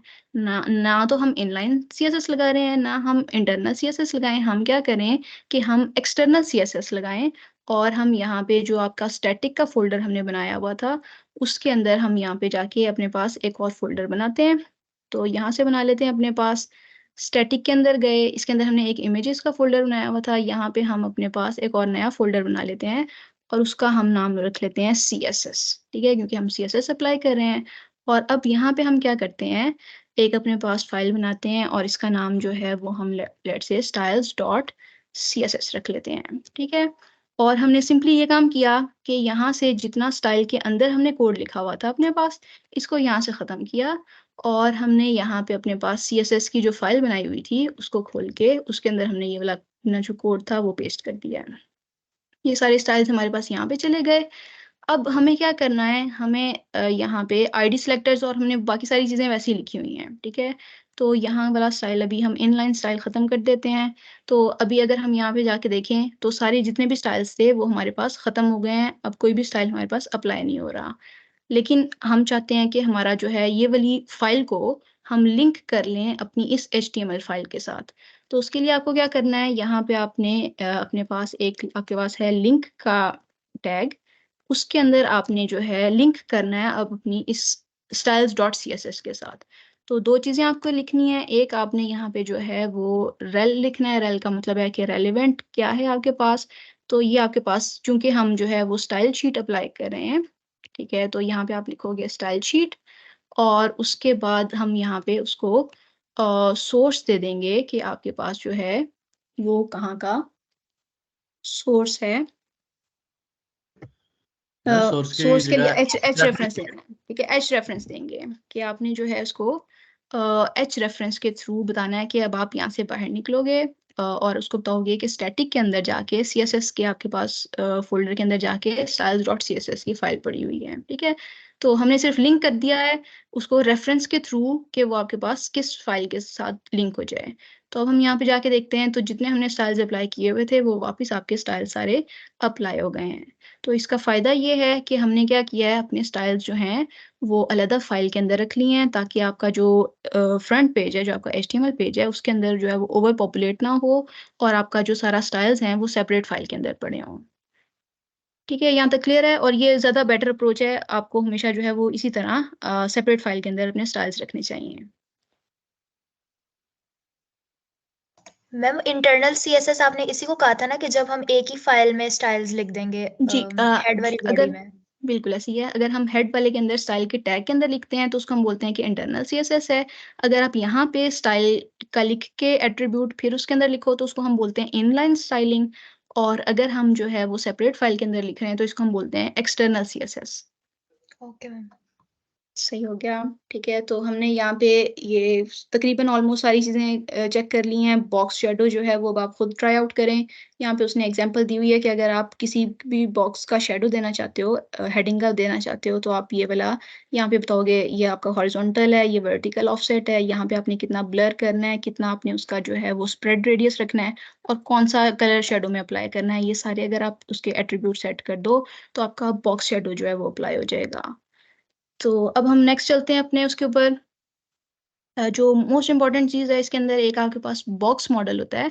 इसके अंदर क्या है कि आपने जब भी स्टाइल अप्लाई किया है तो इसके अंदर आपका कंटेंट है, उसके बाद आपकी पैडिंग है, उसके बाद आपका बॉर्डर आता है, उसके बाद आपका जो है वो मार्जिन आता है। ठीक है, तो इसको जो है वो हम एक दफ़ा देख लेते हैं कि उससे पहले जो है वो हम एक चीज़ देखते हैं। जो चीज़ हमारी रह गई हुई थी वो हमारा एक डिव का टैग था। ठीक है, तो एक हम पहले ज़रा डिव का टैग एक्सप्लोर कर लें कि डिव जो है वो सिंपली क्या करता है। आपके पास डिवाइडर है, ठीक है, इसको बोलते हैं हम डिवाइडर का टैग। तो अगर हम जो है वो अपने पास इन दोनों के ऊपर H1 H2 के ऊपर सेम क्लास अप्लाई करना चाहते हैं, ठीक है, तो हमें अलग-अलग क्लास नेम ना लिखना पड़े, तो हम ये काम कर सकते हैं कि आप यहीं पे इस डिव के ऊपर जो है वो क्लास के साथ अप्लाई कर दो। तो उसका फ़ायदा क्या होगा कि ये दोनों टैग्स के ऊपर आपका स्टाइल जो है वो अप्लाई हो जाएगा। तो हम यहाँ पे फॉर्म में डॉक्यूमेंट करके अगर देखें तो अब उसने क्या किया है, उसने आपके पास दोनों के ऊपर वो अप्लाई कर दिया है। तो हम यहाँ पे सिर्फ एक ही अप्लाई करते हैं और उसके बाद हम देखते हैं तो यहाँ पे आपके पास जो है वो इकट्ठा उसके ऊपर अप्लाई कर रहा है। H1 और H2 के ऊपर कौन सा हेडिंग फॉर्मेट का जो है वो अप्लाई कर रहा है। तो स्टाइल्स के अंदर जाके हम हेडिंग फॉर्मेट के अंदर जाके उसका कलर देख लेते हैं। हम एक H1 का भी अप्लाई कर रहे थे तो H1 का ख़त्म कर देते हैं ताकि ये मसला हमारा ख़त्म हो जाए और हम सिर्फ हेडिंग फॉर्मेट का जो है वो टैग अप्लाई कर रहे हैं। तो उसने क्या किया है, आपका डिव के अंदर उसने 2 टैग्स रख दिए हैं अब आपके, और ओवरऑल जो है वो डिव का साइज़ उसने इतना रखा है जिसके मुताबिक वो दोनों के ऊपर इकट्ठे स्टाइल अप्लाई कर रहा है। तो डिव जो है वो कुछ भी नहीं है, वो सिर्फ आपके पास एक टैग है जो कि डिवाइडर है कि हम कितना कंटेंट उसके अंदर रख के इकट्ठा स्टाइल अप्लाई करना चाह रहे हैं। तो अब जो है वो हम यहाँ पे देखते हैं अपने बॉक्स मॉडल को। बॉक्स मॉडल के अंदर हमारे पास जो है वो 3 चीज़ें आती हैं। एक आपके पास पैडिंग आती है, एक आपके पास बॉर्डर आता है और एक आपके पास मार्जिन आता है। तो अब हम ये करते हैं, यहाँ पे अपने पास एक डिव का टैग जो है वो हमने बनाया हुआ है और यहाँ पे हम अपनी एक सेपरेट क्लास बनाते हैं। क्लास सेलेक्टर के साथ हम कह देते हैं लेट्स से बॉक्स मॉडल। ठीक है, कि हम बॉक्स मॉडल को अब टेस्ट आउट कर रहे हैं और इसके अंदर हम सिंपली क्या करते हैं, अपने पास बॉर्डर देते हैं। बॉर्डर देने के लिए आपको जो है वो 3 चीज़ें देनी है। एक आपने उसको देना है अपने पास बॉर्डर की विड्थ, लेट्स से मैं कहती हूँ कि 5 पिक्सल का मेरा बॉर्डर होना चाहिए। फिर हमने सेकंड चीज़ देनी है उसको कि बॉर्डर का आपका स्टाइल क्या होना चाहिए। बॉर्डर का स्टाइल हम कहते हैं लेट्स से सॉलिड होना चाहिए और साथ हम कहते हैं कि उसका जो बॉर्डर का कलर है वो क्या हो। तो थर्ड पे हमने उसका बॉर्डर का कलर दे दिया है। तो मैंने सिंपली क्या किया है, अपने पास एक क्लास बनाई बॉक्स मॉडल की और उसमें मैंने बॉर्डर कलर दे दिया है और मैं अपने डिव को ये वाला जो है बॉक्स मॉडल अप्लाई करती हूँ इसके ऊपर क्लास। तो अब हम यहाँ पे जाके देखते हैं तो उसने क्या किया है कि उसने आपके पास जो पूरा का पूरा डिव था उसका बॉर्डर उसने सेट कर दिया है। ठीक है, तो ज़बरदस्त हो गया, हमने बॉर्डर सेट कर लिया। तो ये अब हमें पता चल गया कि हमारा जो कंटेंट है उसके बाहर आपके पास एक बॉर्डर जो है वो हमने सेट कर दिया है। अब मैं चाहती हूँ कि मैं पैडिंग दे दूँ कि कंटेंट और बॉर्डर के बीच वाली जो भी चीज़ होगी उसको हम बोलेंगे पैडिंग देनी है। अब लेट्स से मैं कहती हूँ कि मेरे पास जो है ना यहाँ पे दिस जो है वो बहुत ज़्यादा बॉर्डर के साथ स्टार्ट हो रहा है। मैं चाहती हूँ कि मेरा दिस जो है वो थोड़ा यहाँ से स्टार्ट हो और नीचे वाला भी जो है वो यहाँ से इकट्ठा स्टार्ट हो। तो उसके लिए हमें क्या करना पड़ेगा, हमें यहाँ पे पैडिंग देनी पड़ेगी। और यहाँ पे एक तो आपके पास ये है कि अगर आप पैडिंग देते हो और पैडिंग आप सारों के लिए दे सकते हो। अगर ये आप सिंपली ये पैडिंग दोगे और यहाँ पे लेट्स से हमने दे दिया है 10 पिक्सेल्स, तो वो आपकी चारों साइडों पे के ऊपर पैडिंग अप्लाई कर देगा और उससे उसने यहाँ से भी आपको 10 पिक्सेल्स का साइज दे दिया, इधर से भी, नीचे से भी। ठीक है, तो चारों साइडों पे आपकी पैडिंग जो है वो अप्लाई हो गई है। लेकिन अगर आप चाहते हो कि सिर्फ लेफ्ट से अप्लाई हो, बाकियों से ना अप्लाई हो, तो आप यहाँ पे अपने पास पैडिंग को लेफ्ट करके जितने भी पिक्सेल्स, लेट्स से हम 50 पिक्सेल्स देना चाहते हैं तो वो आपके पास सिर्फ लेफ्ट साइड से पैडिंग अप्लाई हो जाएगी। ठीक है, इसी तरह अगर आप ऊपर नीचे से और देना चाहते हो तो वो आपके पास padding left right up down के सारे ऑप्शंस हैं। तो आप इस तरह ये पैडिंग दे सकते हो। अगर हम चाहते हैं कि बॉर्डर के बाहर वाला जो डिस्टेंस है वो आपके पास ज़्यादा हो जाए, तो उसके लिए आपके पास जो है वो मार्जिन है, और आप यहाँ पे अगर मार्जिन अप्लाई करो, उसी तरह मार्जिन टॉप लेफ्ट राइट होता है, लेकिन हम जो है वो ओवरऑल सारों पे मार्जिन अप्लाई करते हैं। तो अगर हमने सिर्फ मार्जिन को 50 पिक्सल्स दिया, तो अब क्या है कि जो आपका बॉर्डर है उसके बाहर चारों साइडों से आपका जो है वो मार्जिन अप्लाई हो गया है। तो ये जो है आपके पास जो भी कंटेंट है आपका वो बॉक्स मॉडल के अंदर होता है, बेशक वो आपका सिंगल एक टैग है, बेशक आपने उसको डिव के अंदर लगाया हुआ है। वो क्या करेगा, आपके पास एक बॉर्डर है, बॉर्डर से बाहर वाला आपके पास मार्जिन है, बॉर्डर से अंदर जो है वो आपके पास पैडिंग है, और जिसको आप सेट करोगे उसके मुताबिक वो आपके चीजें अप्लाई कर देगा। ठीक है, क्लियर हो गई यहाँ तक बात? मैम मार्जिन का एक बार फिर बता दें। मार्जिन जो है वो आपके पास जो बॉर्डर है उससे बाहर तक का डिस्टेंस है। इसका मतलब ये है कि जो आपका ब्राउजर है, वेब ब्राउजर, उससे जो आपका बॉर्डर है उसके बीच में जो डिस्टेंस है उसको हम बोल रहे हैं मार्जिन है।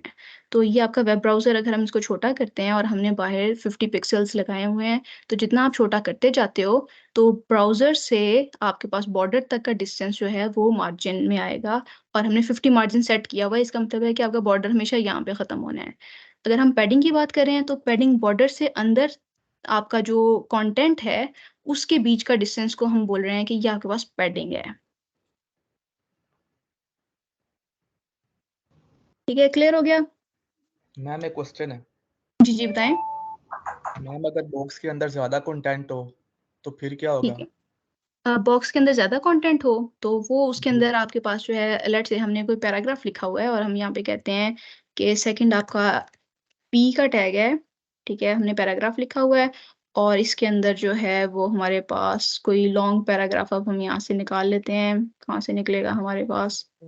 मैम लोरम क्रॉस लॉन्ग पैराग्राफ लिखने के लिए लगा दें वो लोरम 50 लिखा दें, 50 लफ्ज लिख देगा। लोरम क्रॉस 50 लिख दें पी टैग के अंदर। LOREM 50। अच्छा जी, इधर नहीं मैम, उधर ही VS कोड में जाके। चलिए कोई नहीं, अब हमने कर लिया हुआ है तो यहाँ से हम कॉपी कर लेते हैं। अच्छा जी, तो ये जो है वो हमने अपने पास पैराग्राफ का लिख लिया टेक्स्ट, और अब हम यहाँ पे जाके देखते हैं तो वो आपके पास उसके अंदर उसको सेट कर रहा है कि आपके पास जितना आपने यहाँ पे 10 पिक्सल्स दिए हुए हैं तो आपका पैराग्राफ हमेशा उसके 10 पिक्सल्स के बाद ही आएगा। यहाँ पे हमने कोई पिक्सल्स नहीं दिए हुए इसलिए वो एंड तक लेके जा रहा है आपके पास। तो अगर हम इसको चेंज करना चाहें यहाँ से भी उसका साइज सेट कर सकते हैं। ठीक है, तो वो रहेगा आपके पास बॉर्डर के अंदर ही जो भी आपने इसका सेट किया हुआ है। क्यों? क्योंकि जो बॉर्डर है वो हमने अप्लाई किया हुआ है डिव के ऊपर। ठीक है, तो अगर हम अपनी ये वाली क्लास इसके ऊपर नहीं अप्लाई करते, डिव के ऊपर हम अपने h1 के टैग के ऊपर लगा देते हैं, तो आपका सिर्फ जो हेडिंग वाली चीज है वो बॉर्डर के अंदर आ जाएगी। उसके ऊपर आपके पास जो है वो यहाँ पे 10 पिक्सल्स, ये 50 पिक्सल्स का जितना साइज दिया हुआ था लेफ्ट पे क्या करिए? वो आ गया। दोबारा बताएं। यहाँ पे क्या करिए? यहाँ पे हम क्या कर रहे हैं कि हमने जो अपने पास क्लास है वो अब डिव के ऊपर नहीं लगाई, हमने अपने पास जो है h1 के टैग के ऊपर लगा दिया, और क्लास के ऊपर जो हमने स्टाइल अप्लाई किया था वो हमारे पास बॉर्डर का, पैडिंग मैम लेफ्ट एक का काम और करें मार्जिन का। मैम, जी जी, ये पेमेंट क्या करिए? मैं ये पूछ बॉक्स रहा हूँ। मॉडल वाली क्लास को विड्थ और हाइट दे दें कोई। दोबारा बताएं, जो है ना वो आवाज कट गई है एक ही, जिसने पूछा था कोई क्वेश्चन। मैम ये जो बॉक्स मॉडल वाली क्लास है जी जी, उसको 50 पिक्सल की हाइट और विड्थ दे दें। ठीक है, इसको हम हाइट और विड्थ दे देते हैं। हम इसकी हाइट सेट कर देते हैं 50 पिक्सल की, और उसके अलावा हम इसकी विड्थ जो है वो सेट कर देते हैं फर्दर 50 पिक्सल्स की। तो अब हमने जो है ये अप्लाई की हुई है अपने पास हेडिंग के ऊपर, तो वो आपके पास जो है सिर्फ बॉक्स जो है, बॉक्स मॉडल इतना सा है, अब कंटेंट उसका जो है वो बीच में से बाहर निकल गया हुआ है क्योंकि कंटेंट आपके पास जो है वो ज्यादा है। मैम इसको तो कैसे इसलिए सोल्व जो है, करेंगे? इसको कैसे सॉल्व करेंगे, उसके लिए ये जी है कि आपका जो है ऑटो जो है वो इसका हाइट और विड्थ जो है वो सेट कर दें कि आप इसकी हाइट भी कहें ऑटो हो जाए और उसकी विड्थ भी जो है वो आपके पास ऑटो हो जाए। ठीक है। तो अब यहाँ पे हम देखेंगे तो जितना उसके मुताबिक आपका जो है वो हाइट और विड्थ का वो कंटेंट के मुताबिक आपका खुद ही सेट कर देगा। और हम इसको छोटा बड़ा जो है वो करें, उतना ही आपके पास अप्लाई हो रहा है। ठीक है, तो ये आपके पास अवेलेबल चीज़ें हैं, इनको जितना आप मैक्सिमम ट्राई आउट करोगे तो वो चीज़ें आपकी क्लियर होती जाएंगी। ठीक है मैम। ठीक हो गया। तो ये जो है बॉक्स मॉडल में कुछ भी नहीं है, इसके अलावा बस आपको ये पता होना चाहिए मार्जिन, बॉर्डर और पैडिंग, फिर बीच वाला जो है वो आपके पास कंटेंट, उसके मुताबिक आप अपना और पूरा जो भी कोई कंटेंट है वो सेट कर लोगे। तो यही स्लाइड्स के अंदर है कि उसका यूज़ बताया हुआ है, ये हमने तीनों चीज़ें करके देख ली हुई हैं। तो अब हम चलते हैं नेक्स्ट अपने पास। नेक्स्ट इसके ऊपर जो है वो आपके पास है CSS प्रॉपर्टीज़, कि आपने उसकी इंटरेक्टिविटी और बिहेवियर हम देख रहे हैं। तो जो है आपके पास फर्दर प्रॉपर्टीज़ हैं कुछ, के आप कर्सर लेके जा सकते हो, आप उसकी ट्रांजिशन सेट कर सकते हो, आप इसका जो है वो यूज़र सेलेक्ट कर सकते हो कि यूज़र कितना टेक्स्ट जो है वो आपके पास सिलेक्ट करेगा। ठीक है, तो ये इस तरह की आपके पास कुछ प्रॉपर्टीज़ हैं। अगर लेट्स से मैं यहाँ पे बॉक्स मॉडल के ऊपर ही जाके यहाँ पे मैं अपने पास कर्सर जो है वो पॉइंटर सेट कर दूँ, और अब मैं जाके, चूंकि मैंने ये अपना अप्लाई किया हुआ है यहाँ पे क्लास, ठीक है, तो अब मैं क्या करती हूँ, सिंपली यहाँ पे जाके देखती हूँ। तो मैं मेरा अभी जो पॉइंटर है वो इसमें आ रहा है, लेकिन जैसे ही मेरा डिव के ऊपर जाता है कर्सर, तो मेरा पॉइंटर चेंज हो जाता है। ठीक है, तो वो पॉइंटर के अंदर आ गया है। तो ये आपके स्पेसिफिक है, क्योंकि डिव जो है वो आपका ये इतना जितना है यहाँ तक आपका कर्सर रहेगा, जैसे ही बाहर निकलेगा तो उसका आपका जो कलर वो चेंज हो जाएगा, स्टाइल चेंज हो जाएगा। ठीक है, तो यहाँ पे तक पॉइंटर है, यहाँ तक जो आपका नॉर्मल था वो कर्सर है। उसके अलावा हमारे पास जो है इंटरेक्टिविटी के लिए यूज़र सेलेक्ट है, कि यूज़र जो है वो सिलेक्ट करे या ना करे। अब अगर हम चाहते हैं कि हमारी वेबसाइट ऐसी हो जिसके ऊपर यूज़र जो है वो कंटेंट कॉपी ना कर सकता हो, तो हम यहाँ पे यूज़र सेलेक्ट को नन कर सकते हैं। और अब हम अगर इसको जाके देखते हैं, तो अब यहाँ पे जाके मैं इसको जितना मर्जी क्लिक करूँ, सिलेक्ट करूँ, क्लिक करके, तो वो मेरा कंटेंट सिलेक्ट नहीं करके दे रहा। अगर मैं इसको जो है वो अपने पास सेलेक्ट की जगह पे टेक्स्ट कर दूं, तो इसका मतलब ये है कि जितना टेक्स्ट होगा वो हम सेलेक्ट कर सकते हैं। तो अब मैं यहाँ पे जाके जब इसको क्लिक कर रही हूँ, तो अब मेरा जो ये टेक्स्ट है ये सिलेक्टेबल है। तो ये कुछ आपके पास और चीज़ें हैं इसकी इंटरेक्टिविटी के लिए। उसके अलावा एक और जो चीज़ है वो उसको हम एक्सप्लोर करते हैं ज़रा थोड़ा सा। उसके अंदर है आपके पास यहाँ पे एक काम हम ये कर लेते हैं। कल जो था वो क्वेश्चन था हमारा एक, कि आप जो है वो एक ऐसा इनपुट फॉर्म जिसके अंदर उसका जो साइज है वो हम कह रहे थे बड़ा नहीं हो रहा, तो हम एक अपने पास इनपुट के लिए पहले फॉर्म लिख लेते हैं अपने पास। फॉर्म का भी एक्शन नहीं, हम इसका मेथड जो है वो हमने कहा था कि आपका पोस्ट होना चाहिए, और इसके अंदर जो है वो इनपुट का जो टाइप है वो हम रख लेते हैं अपने पास टेक्स्ट। अब हम क्या करते हैं यहाँ पे कि हमने जो है ना इसके ऊपर अप्लाई करते हैं, ट्रांजिशन का हम इफेक्ट देख रहे हैं। ठीक है, तो यहाँ पे हम अपने पास एक और इनपुट के टैग के ऊपर ही लगा देते हैं। ठीक है, हम ये करते हैं कि आपका टैग सिलेक्टर लगाते हैं, और उसके अंदर हम कहते हैं कि अभी जो आपकी इनपुट की विड्थ है वो हम कह देते हैं लेट्स से 100 पिक्सल्स हो। ठीक है, तो अब हम यहाँ पे जाके देखते हैं, तो आपका जो है वो इनपुट की विड्थ जो है वो आपके पास 100 पिक्सल्स है। अगर हम कहते हैं इसकी विड्थ जो है वो आपके पास लेट्स से 500 पिक्सल्स हो, तो हम यहाँ पे उसकी विड्थ, इनपुट विड्थ हमने ज़्यादा कर दी है। ठीक है, तो ये हमने अब CSS का जो आपके पास स्टाइल है वो अप्लाई किया है, और वो हमने टैग सिलेक्टर के ऊपर लगाया है। अब एक और जो इंटरेक्टिविटी के लिए आपके पास चीज़ है वो हम ये कहते हैं कि अगर लेट से यूज़र इसके ऊपर अपना जो है वो कर्सर लेके जाए, तो हमारी जो है ना वो विड्थ लेट से हम कहते हैं कि ज़्यादा बड़ी हो जाए। ठीक है, तो उसके लिए हम यहाँ पे अपने पास हमारे पास एक है कर्सर के ऊपर लेके जाने का। इसको जो है वो हम बोलते हैं कि ये अब हमारे पास सूडो क्लास है, जिसके ऊपर हम कहते हैं कि हम हवर का आपके पास इफेक्ट होता है कि जैसे ही उसके ऊपर माउस लेके जाएंगे, तो हम कहते हैं इसकी विड्थ जो है वो आपके पास लेट से 500 से हम 1000 पिक्सल्स कर देते हैं। तो अब हमने टैग सिलेक्टर के ऊपर लगाया हुआ, जैसे ही मेरा माउस उसके ऊपर जाता है, साथ ही उसकी विड्थ जो है वो आपके पास ज़्यादा हो जाती है। ठीक है, ज़बरदस्त हो गया। लेकिन ये है कि इतना हमारे पास ये फ़ौरन चूँकि चेंज हो रहा है, तो इसलिए जो है हमें उतना मज़ा नहीं आ रहा है। तो उसके लिए आपके पास जो है वो एक ट्रांज़िशन का इफ़ेक्ट है, कि आप कहते हो कि थोड़े टाइम के बाद जो है वो चेंज हो। तो मैं स्पेसिफिकली इनपुट के ऊपर मैं कहती हूँ कि इनपुट के ऊपर जब आपका माउस जाए तो उसका जो है वो आपके पास ट्रांजिशन यहाँ से जब चेंज हो तो उसके लिए आपके पास है प्रॉपर्टीज़ की ट्रांजिशन की, और इसके अंदर हमने बताना है कि हमने किसके ऊपर ट्रांजिशन लगा रहे हैं। तो हम ट्रांजिशन लगा रहे हैं इसकी विड्थ के ऊपर। फिर उसके बाद सेकंड पे आपने इसको क्या बताना है, आपने उसको ड्यूरेशन बतानी है कि कितनी ड्यूरेशन तक ये आपकी ट्रांजिशन जो है वो पूरी होनी चाहिए। तो हमने कहा 1 सेकंड तक पूरी होनी चाहिए। फिर हमें एक उसका जो है वो इफेक्ट बताना है कि आपका जो है इफेक्ट उसका वो ईज इन आउट जो है वो इफेक्ट लगा रहे हैं, और हम कह देते हैं कि इसकी जो डिले है कितनी देर बाद आना चाहिए। अगर ना भी लगाएं तो भी ठीक है। तो अब हम सिर्फ यहाँ पे जाके देखते हैं कि अभी जो है आपके पास, इसको रिफ्रेश कर लेते हैं। तो अब जब हमारा इसके ऊपर माउस जाता है तो अब वो बड़ा हो रहा है, ठीक है, लेकिन ये है कि वो आपके पास ट्रांजिशन के साथ बड़ा हो रहा है। और उसके अंदर हमने उसको बताया है कि आपके पास जो है वो विड्थ आपने बड़ी करनी है और 1 सेकंड तक बड़ी करनी है, और 1 सेकंड तक उसकी जो है वो अब ट्रांजिशन जाके 200 वो जितने हमने पिक्सल सेट किए हुए हैं 1000 तक वहां तक जाएगी। ठीक है, तो ये एक अच्छा इफेक्ट है जिसके ऊपर आप जब भी माउस ऊपर लेके जाओ तो उसका आप बैकग्राउंड कलर चेंज कर सकते हो ताकि यूजर को पता चल जाए कि आपका माउस इसके ऊपर है, या आप इस तरह इसका जो है वो साइज वगैरह बड़ा कर सकते हो। तो ये अब आपके ऊपर है कि आप इस तरह के स्टाइल्स उसको किस तरह यूज करते हो। हम कह सकते हैं कि डिले लेट से मैं कहती हूँ 0.5 सेकंड्स की है।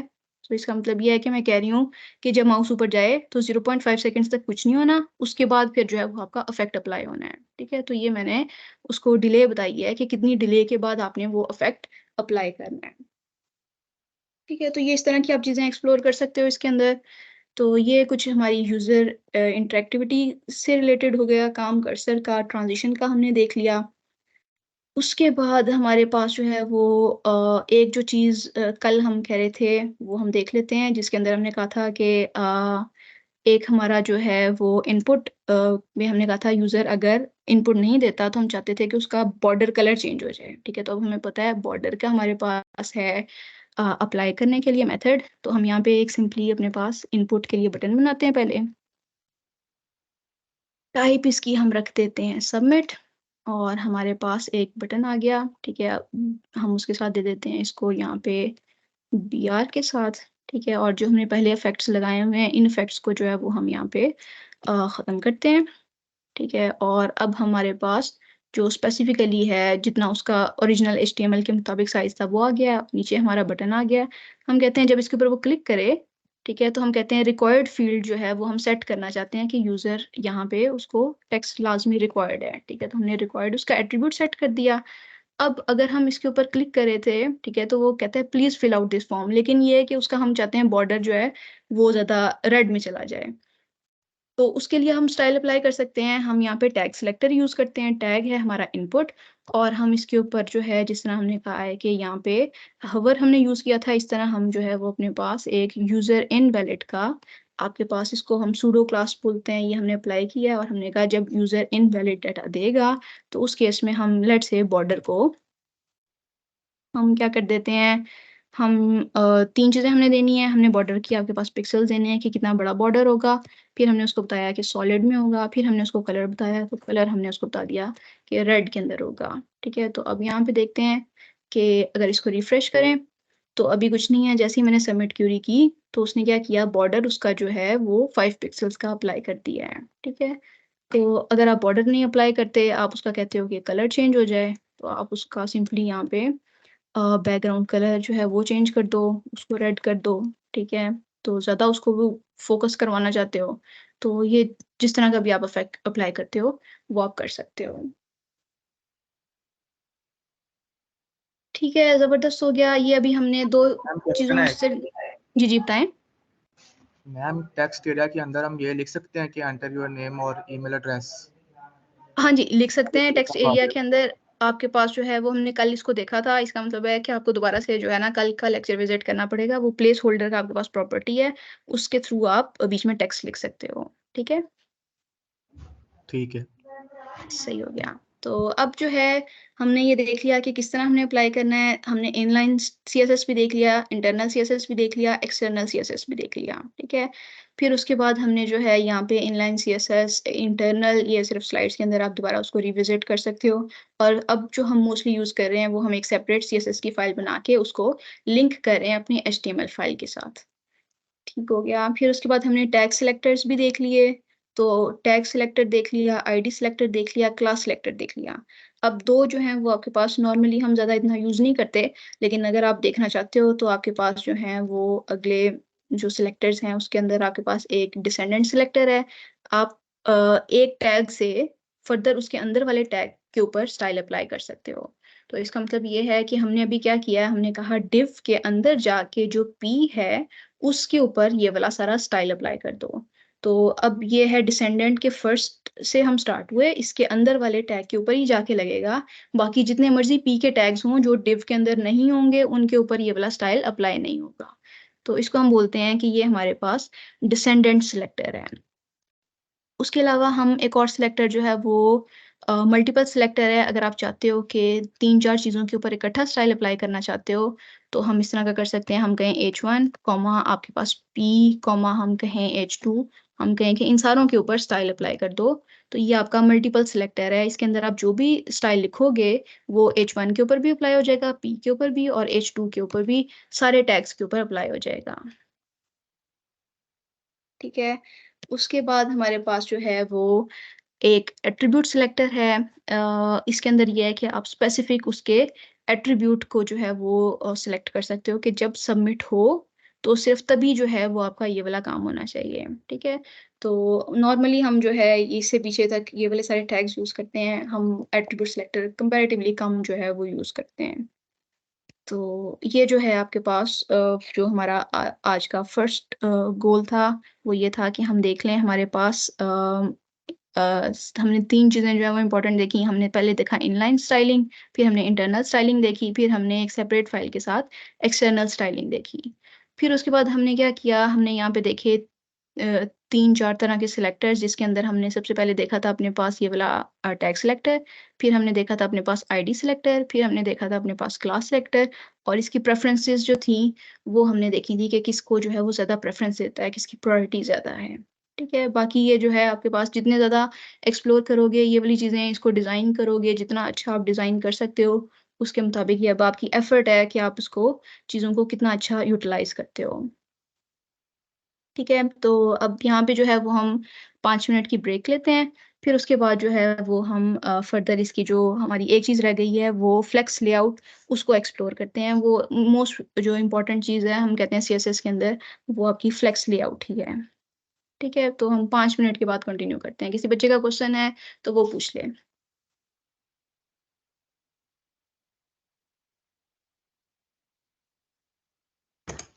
Ma'am hover effect I think हमने एक्सप्लोर नहीं किया शायद। होवर इफेक्ट में ये है कि हमने कहा कि माउस उसके ऊपर जाएगा तो क्या होगा। ठीक है। तो हम यहाँ पे इनपुट के ऊपर ही अगर हम यहाँ पे होवर का इफेक्ट लगाएं तो आप लगा सकते हो। यहाँ पे हमने कहा होवर, तो इसका मतलब ये है कि जैसे ही इसके ऊपर माउस जाएगा तो इसका कलर चेंज हो जाएगा। ठीक है। और जैसे ही इसे वापस आएगा तो इसका कलर खत्म हो जाएगा। तो सिंपली ये होवर का इफेक्ट है कि जैसे ही उसके ऊपर माउस जाएगा तो आप क्या उसके ऊपर स्टाइल अप्लाई करते हो।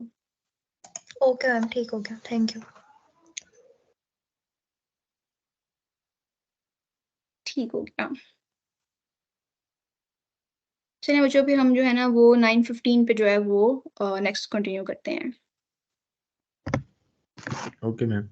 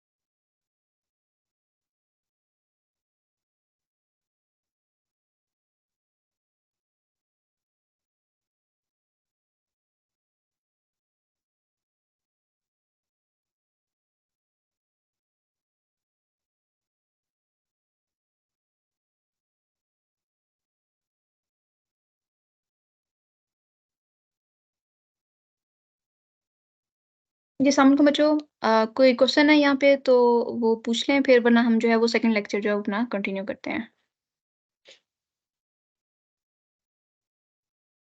जी अली, कोई क्वेश्चन है आपका?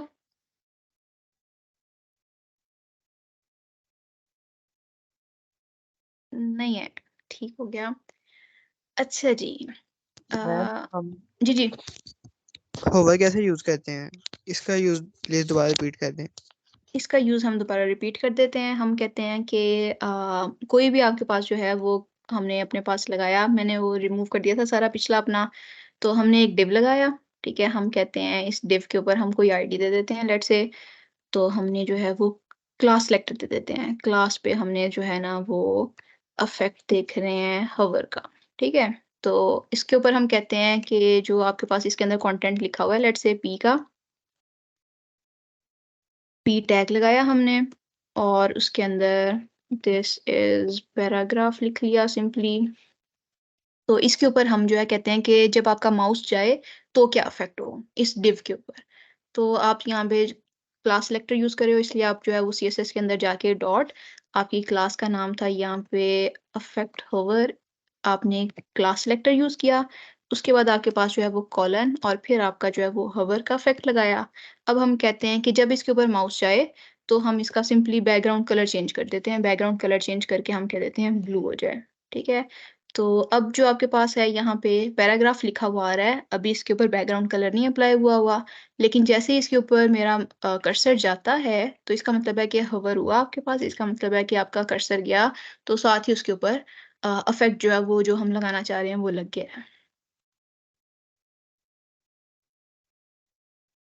ठीक हो गया? Okay ma'am. सही हो गया।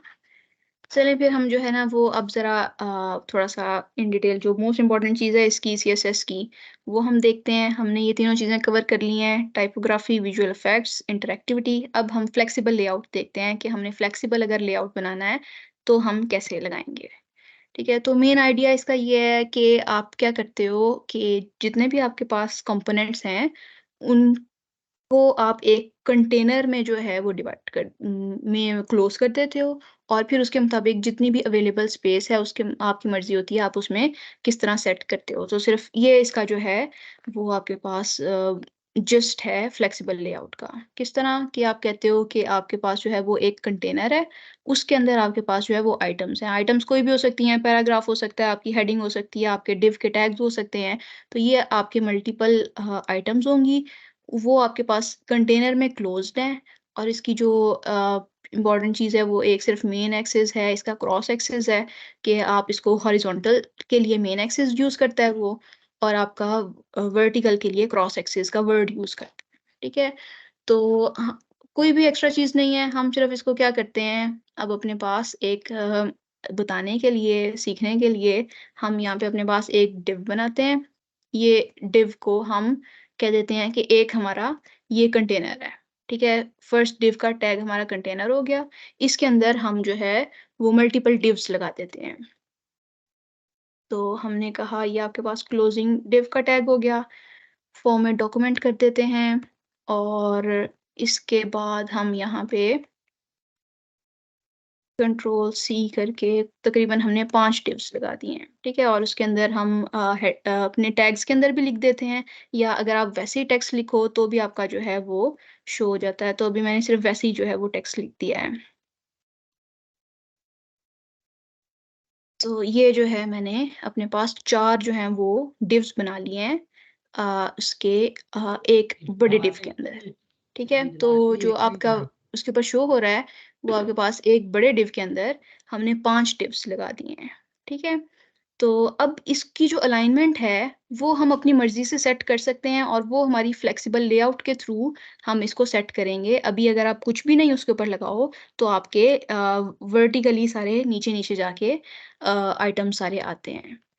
तो अब हम क्या करते हैं, हम कहते हैं कि जो आपका कंटेनर है उसके ऊपर हमने सिर्फ जाके इसकी डिस्प्ले की प्रॉपर्टी जो है वो चेंज करेंगे, तो आपकी जो आइटम्स हैं वो हॉरिजॉन्टली जो हैं वो आपके पास डिवाइड हो जाएंगे। ठीक है, तो अब हम क्या करते हैं, सिंपली एक अपने पास क्लास बनाते हैं, इसका इफेक्ट भी खत्म करते हैं, और क्लास को जो है वो हम कोई भी नाम रख सकते हो, लेकिन ये है कि वो कन्वेंशनली उसको कंटेनर बोलता है, तो इसलिए हमने भी अपने पास क्लास का नाम कंटेनर रख लिया, और उसको डिस्प्ले हमने फ्लेक्स कर दिया। ठीक है, फ्लेक्स स्टैंड्स फॉर फ्लेक्सिबल, तो हमने कहा है कि उसकी जो डिस्प्ले है वो फ्लेक्सिबल होगी, और अब हम जो है वो बैकग्राउंड कलर लगा लेते हैं ताकि जो है वो हमें पता चल जाए कि आपके पास किस किस के ऊपर अप्लाई हुआ है आपके पास कलर।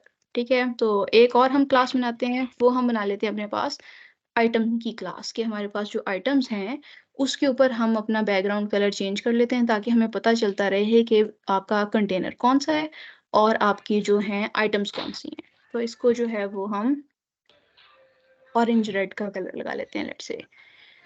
तो अब ये क्लासेस हम अप्लाई करते हैं, डिव के ऊपर हम अपनी क्लास अप्लाई करते हैं, जो जो हमारा मेन डिव था उसके ऊपर हमने कंटेनर की क्लास इम्प्लीमेंट कर दी, और जो बाकी सारे आपके डिव्स हैं उनके ऊपर हम क्लास आइटम अप्लाई कर देते हैं।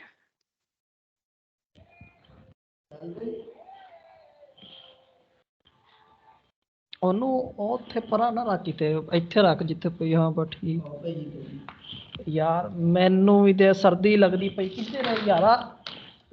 और जो काइंडली अपना जो है वो माइक म्यूट कर लें, वरना फिर जो है वो मुझे म्यूट ऑल करना पड़ता है।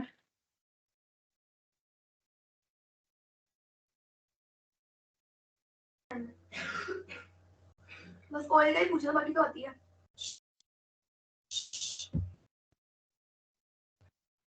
अच्छा जी, तो ये हमने क्या किया, अपने जो सारे डिव्स हैं उनके ऊपर हमने जो है वो अपने पास अप्लाई कर दी है क्लास आइटम, और जो मेन डिव था उसके ऊपर हमने अप्लाई कर दिया है कंटेनर।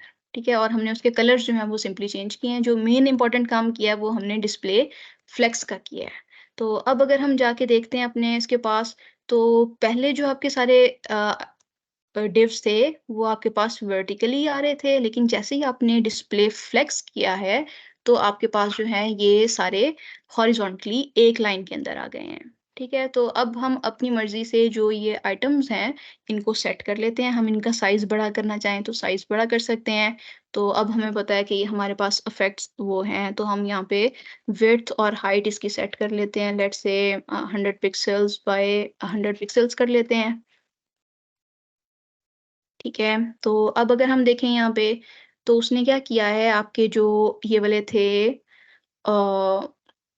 आइटम्स उन सारों का एक एक का हर डिव का उसने जो है वो 100 × 100 कर दिया है। ठीक है, तो अगर हम चाहते हैं कि आपके पास जो है वो इसका जो टेक्स्ट है वो भी अलाइन हो जाए, तो हम टेक्स्ट अलाइन करके सेंटर कर देते हैं। तो अब आपके पास जो है वो टेक्स्ट सेंटर में आ रहा है।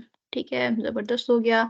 अगर हम जो है वो इसके अलावा इसको ए को हम हेडिंग के टैग के अंदर कर दें, ठीक है, तो ज़रा थोड़ा सा हमारा बड़ा हो जाएगा।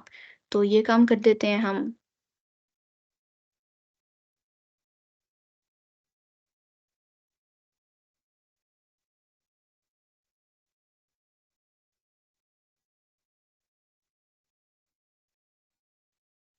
सही हो गया, ठीक है। तो सिर्फ हमने ये काम किया कि हमारे पास जो है वो उसके हमने हेडिंग के अंदर कर दिया ताकि बड़ा हो जाए हमारे पास।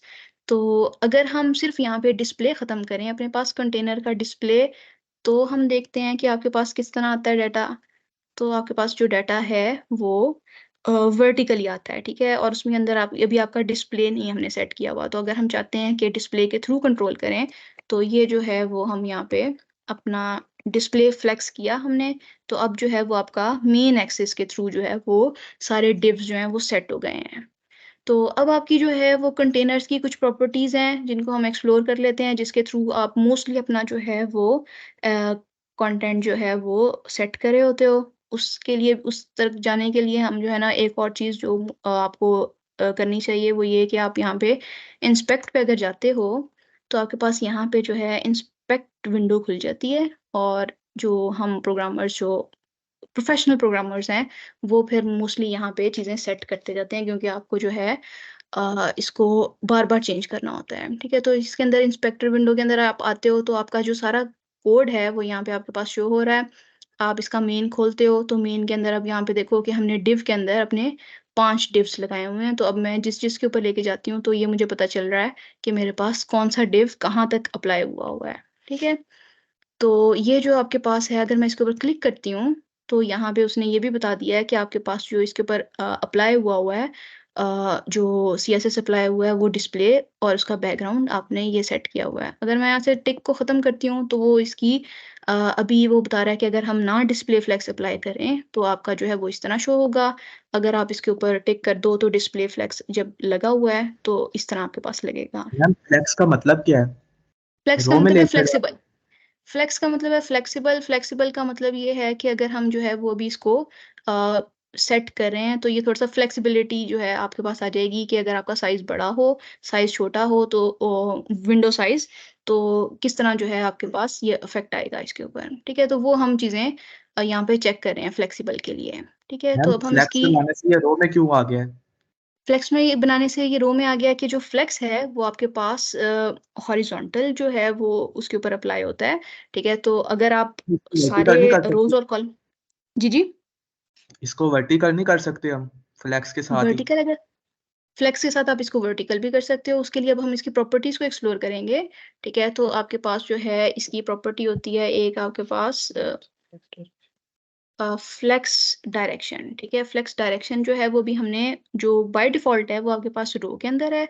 अगर हम इसकी डायरेक्शन चेंज करें, कॉलम्स में करें, तो ये अब आपके पास इसकी डायरेक्शन कॉलम्स में आ जाएगी, ठीक है? तो इसका ये बेनिफिट है आपके पास कि अब जब हम इसका साइज़ छोटा-बड़ा करेंगे, तो उसके थ्रू जो है वो आपका अ उह हम इसके अलाइनमेंट इसकी जो है वो सही रखेंगे, ठीक है? तो आपका जो कंटेंट है वो से बाहर नहीं निकलेगा जो कि यूज़र को नज़र आ रहा है, और जो यूज़र को नज़र आ रहा होता है उसको हम बोलते हैं, जो टर्मिनोलॉजी है वो है व्यू पोर्ट, कि जो यूज़र की व्यू पोर्ट है उसके अंदर हम किस तरह इसको सेट कर रहे हैं। तो इसकी एक जो डायरेक्शन हमने सेट कर ली, आपने उसको कॉलम सेट कर लिया, आप इसको रो में भी चेंज कर सकते हो। अब ये देखो कि मैं जो हूँ यहाँ पे लाइव इसमें चेंजेस करके यहाँ पे देख रही हूँ, और ये वाले जो सारे स्टाइल्स हैं मेरे पास इधर पीछे नहीं अप्लाई होंगे। पीछे जो आपका कोड है वो वही लिखा हुआ होगा, वही स्टाइल्स अप्लाई होंगे जो हमने लिखे हुए हैं। तो लाइव चेंजेस हम यहाँ पे टेस्ट करके सिंपली ये कर सकते हैं कि इसको जो है वो कॉपी करें, और कॉपी करने के बाद इधर अपनी कंटेनर की क्लास को फर्दर अपडेट कर दें, तो आपका अब ये वाला स्टाइल हमेशा इसके ऊपर अप्लाई हो जाएगा, ठीक है? तो अब इसकी जो फर्दर प्रॉपर्टीज़ हैं, उनको हम वन बाय वन देखते जाते हैं। आपके पास जो है हमने डिस्प्ले फ्लेक्स कर लिया, कंटेनर और आइटम्स में अपने जो हैं वो उनको डिवाइड कर लिया। तो अब एक आपकी जो है हमने फ्लेक्स डायरेक्शन जो है ये हमने देख ली कि आपके पास जो है वो रोज़ के अंदर, या आप उसको जो है वो कॉलम्स के अंदर डिवाइड कर रहे हो, ठीक है? रो रिवर्स भी है, कॉलम रिवर्स भी है, वो भी देख लेते हैं कि आपके जो है वो रो रिवर्स अगर लगाएँ तो क्या होता है? ठीक है, तो अब क्या हो रहा है कि आपका जो पहला डिव है वो आपका शुरू हो रहा है राइट साइड से। ठीक है, तो ये अब हमने उसकी डायरेक्शन रिवर्स कर दी है। तो अब ये ओवरऑल आपका सारा कंटेनर, उसके अंदर पहले जो सेल्स थे वो आपके पास यहाँ पे पड़े हुए थे, अब सारे सेल्स आपके यहाँ से शुरू हो रहे हैं और जितना उसको एरिया चाहिए वो सारा एरिया यहाँ पे ले रहा है। लेकिन अगर हम इधर लेके जाते हैं इसको, ठीक है, ये अलाइनमेंट सही हो रही है, यहाँ पे जाने के बाद पहले श्रिंक करता है उसको, और ये अब श्रिंक करी जा रहा है। जब हम उसको फर्दर उसमें से ज़्यादा उसको ले गए हैं तो ये अब हमें नज़र आना बंद हो गया है। ठीक है, तो अभी वो इसलिए क्योंकि हमने इसकी फर्दर प्रॉपर्टी सेट नहीं की हुई। हम चाहते हैं कि जैसे ही उसके जितना डिव का साइज़ है जो हमने रखा हुआ था, वो था हमारे पास आइटम पे अप्लाई किया हुआ 100 इंटू 100 पिक्सल्स का। हम चाहते हैं कि 100 इंटू 100 पिक्सल्स ही रहे, और जब उसको ये साइज़ मिलना ख़त्म हो गया है तो ये वाला डाटा जो है वो आपका नीचे आ जाए। ये आपके जो ब्लॉक हैं, बेशक आपके हेडिंग के टैग्स हैं, बेशक आपके जो हैं वो पैराग्राफ्स के टैग हैं, वो जो हैं वो नीचे आने शुरू हो जाएँ। तो उसके लिए आपके पास जो यहाँ पे अवेलेबल इसकी प्रॉपर्टी है कंटेनर के अंदर, वो है आपके पास फ्लेक्स रैप की। तो अगर आप सिंपली इसको रैप कर दो, और हम यहाँ पे जो है वो लाइव के अंदर फ्लेक्स रैप कर दें इधर, और फ्लेक्स रैप करके इसको हम जो है वो रैप में कर दें, तो अब क्या होगा कि जैसे ही उसको उतना साइज़ नहीं मिलेगा तो आपका डाटा जो है वो नीचे आना शुरू हो जाएगा। जैसे ही 100 इंटू 100 पिक्सल्स से उसका एरिया कम हुआ तो वो आपके पास नीचे आ जाएगा, और मोस्टली अब आपका इतना जो है वो सिर्फ एक ब्लॉक जो है वो रहेगा, बाकी सारे उसके नीचे आ जाएंगे। ठीक है, तो ये अब हम क्या कर रहे हैं, उसको फ्लेक्सिबल बना रहे हैं कि आपका जो विंडो का साइज़ छोटा हो उसके मुताबिक आपका कंटेंट जो है वो एडजस्ट हो रहा हो। तो यहाँ पे हम इसकी रो अगर सेट कर लें तो आपकी जो रो है वो हॉरिजॉन्टल के अंदर पहले इसको ये सारा एरिया मिला हुआ है, इसने पहले कंटेनर का सारा एरिया ख़त्म किया। ठीक है, अभी तक नीचे नहीं गया, रैप नहीं हुआ। अब जैसे ही उसको 100 इंटू 100 से कम मिला तो साथ ही उसने जो था वो एक आपका जो डिव था, जो आपकी आइटम थी, उसको नीचे ले गया है। अब जैसे ही अगले आइटम के लिए ख़त्म हुआ वो नीचे ले गया। तो ये जो है आपके पास इस तरह आप इसको टेक्स्ट को रैप कर सकते हो इसके अंदर, अगर आपने कंटेनर को अपने पास फ्लेक्स में किया हुआ है। मैम इसमें कंटेनर का साइज भी सेट कर सकते हैं? आप इसमें कंटेनर का साइज़ भी सेट कर सकते हो कि आपकी ये जो कंटेनर की क्लास है, इसके अंदर आप उसकी जो है वो विड्थ कर दो, लेट्स से 500 पिक्सल कर दी, और आप उसकी जो है वो हाइट जो है वो भी ज़्यादा कर सकते हो। हाइट आप इसकी कर दो लेट्स से 500 पिक्सल्स। ठीक है, तो अब आपका कंटेनर इतना एरिया में आ रहा है। ठीक है, और अब क्या होगा कि यहाँ से साथ ही जो है वो आपके पास रैप जो है वो ज़रा इशू कर रहा है आपके पास। ठीक है, तो इसलिए जो है वो जो उसका ऑटो पे रखें, तो ऑटो पे जो है वो आपके पास ज़्यादा प्रेफर्ड है कि आपके पास अगर विड्थ और हाइट अप्लाई नहीं कर रहे हो तो उस केस में आपका जो है वो रैप सही कर रहा है। ठीक है, तो इसलिए जो है वो जो उसकी वो बाय डिफ़ॉल्ट अपने पास ऑटो में रखता है, वो प्रेफर्ड है कि आप उसकी ऑटो के अंदर ही हाइट विड्थ रखो। ठीक हो गया। उसके अलावा जो है आपके पास कंटेनर के अंदर आप डाटा रैप कर सकते हो। उसके अलावा जो है आप ये चाहते हो कि आपके जो ब्लॉक्स हैं वो सारे एक ही साइड से ना स्टार्ट हों। हम चाहते हैं कि वो आपके पास जो हैं उनके अंदर स्पेसेस आ जाएँ। इसका मतलब ये है कि हम चाहते हैं कि ए, बी, सी, डी जो ब्लॉक है, उन सारों के अंदर आपके पास स्पेसेस आ जाएँ। तो उसके लिए आपके पास जो प्रॉपर्टी है, जो हमने अभी देखी है, वो आपके पास है जस्टिफाई कंटेंट की। ठीक है, तो अगर हम यहाँ पे इसको जस्टिफाई कंटेंट करें और उसको जो है, अब ये आपके पास सारे ऑप्शंस हैं।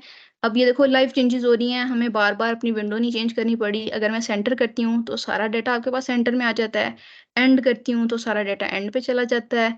फ्लेक्स एंड करती हूँ तो भी सारा डाटा एंड पे ही है। फ्लेक्स स्टार्ट करते हैं तो शुरू में आ गया।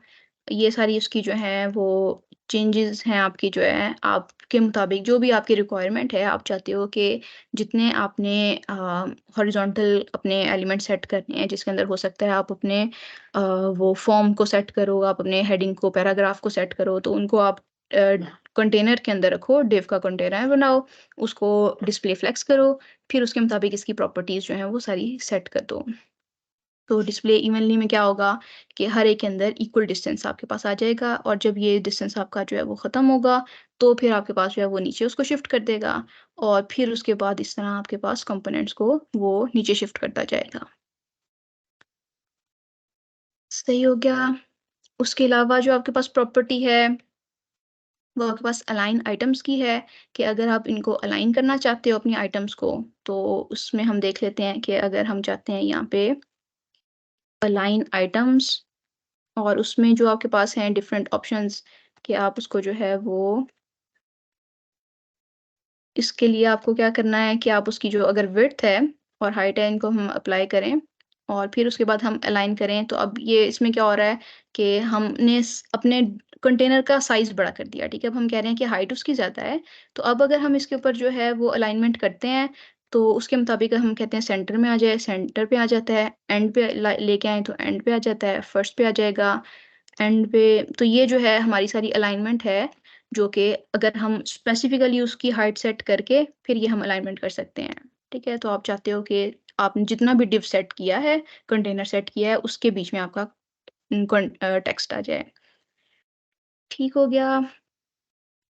उसके अलावा आपके पास जो है एक और जो चीज़ है वो गैप है कि आप चाहते हो कि आपने यहाँ पे अपने पास लेट्स से जस्टिफाई कंटेंट नहीं किया हुआ, अलाइन आइटम्स नहीं किया हुआ, और आप सिर्फ गैप के साथ देखना चाहते हो कि गैप क्या करता है, ठीक है। तो गैप की आपके पास जो प्रॉपर्टी है वो क्या आप उसको दे सकते हो कि लेट्स से मैं इसको देती हूँ 10 पिक्सल्स, ठीक है। तो उसने क्या किया कि उसने आपके पास एक दफ़ा इसको, ये आप इसको कॉपी करते हैं इसको, ताकि हमारे पास यहाँ पे जितने भी हमने अप्लाई की हुई हैं वो आपके पास यहाँ पे अप्लाई हो जाएं।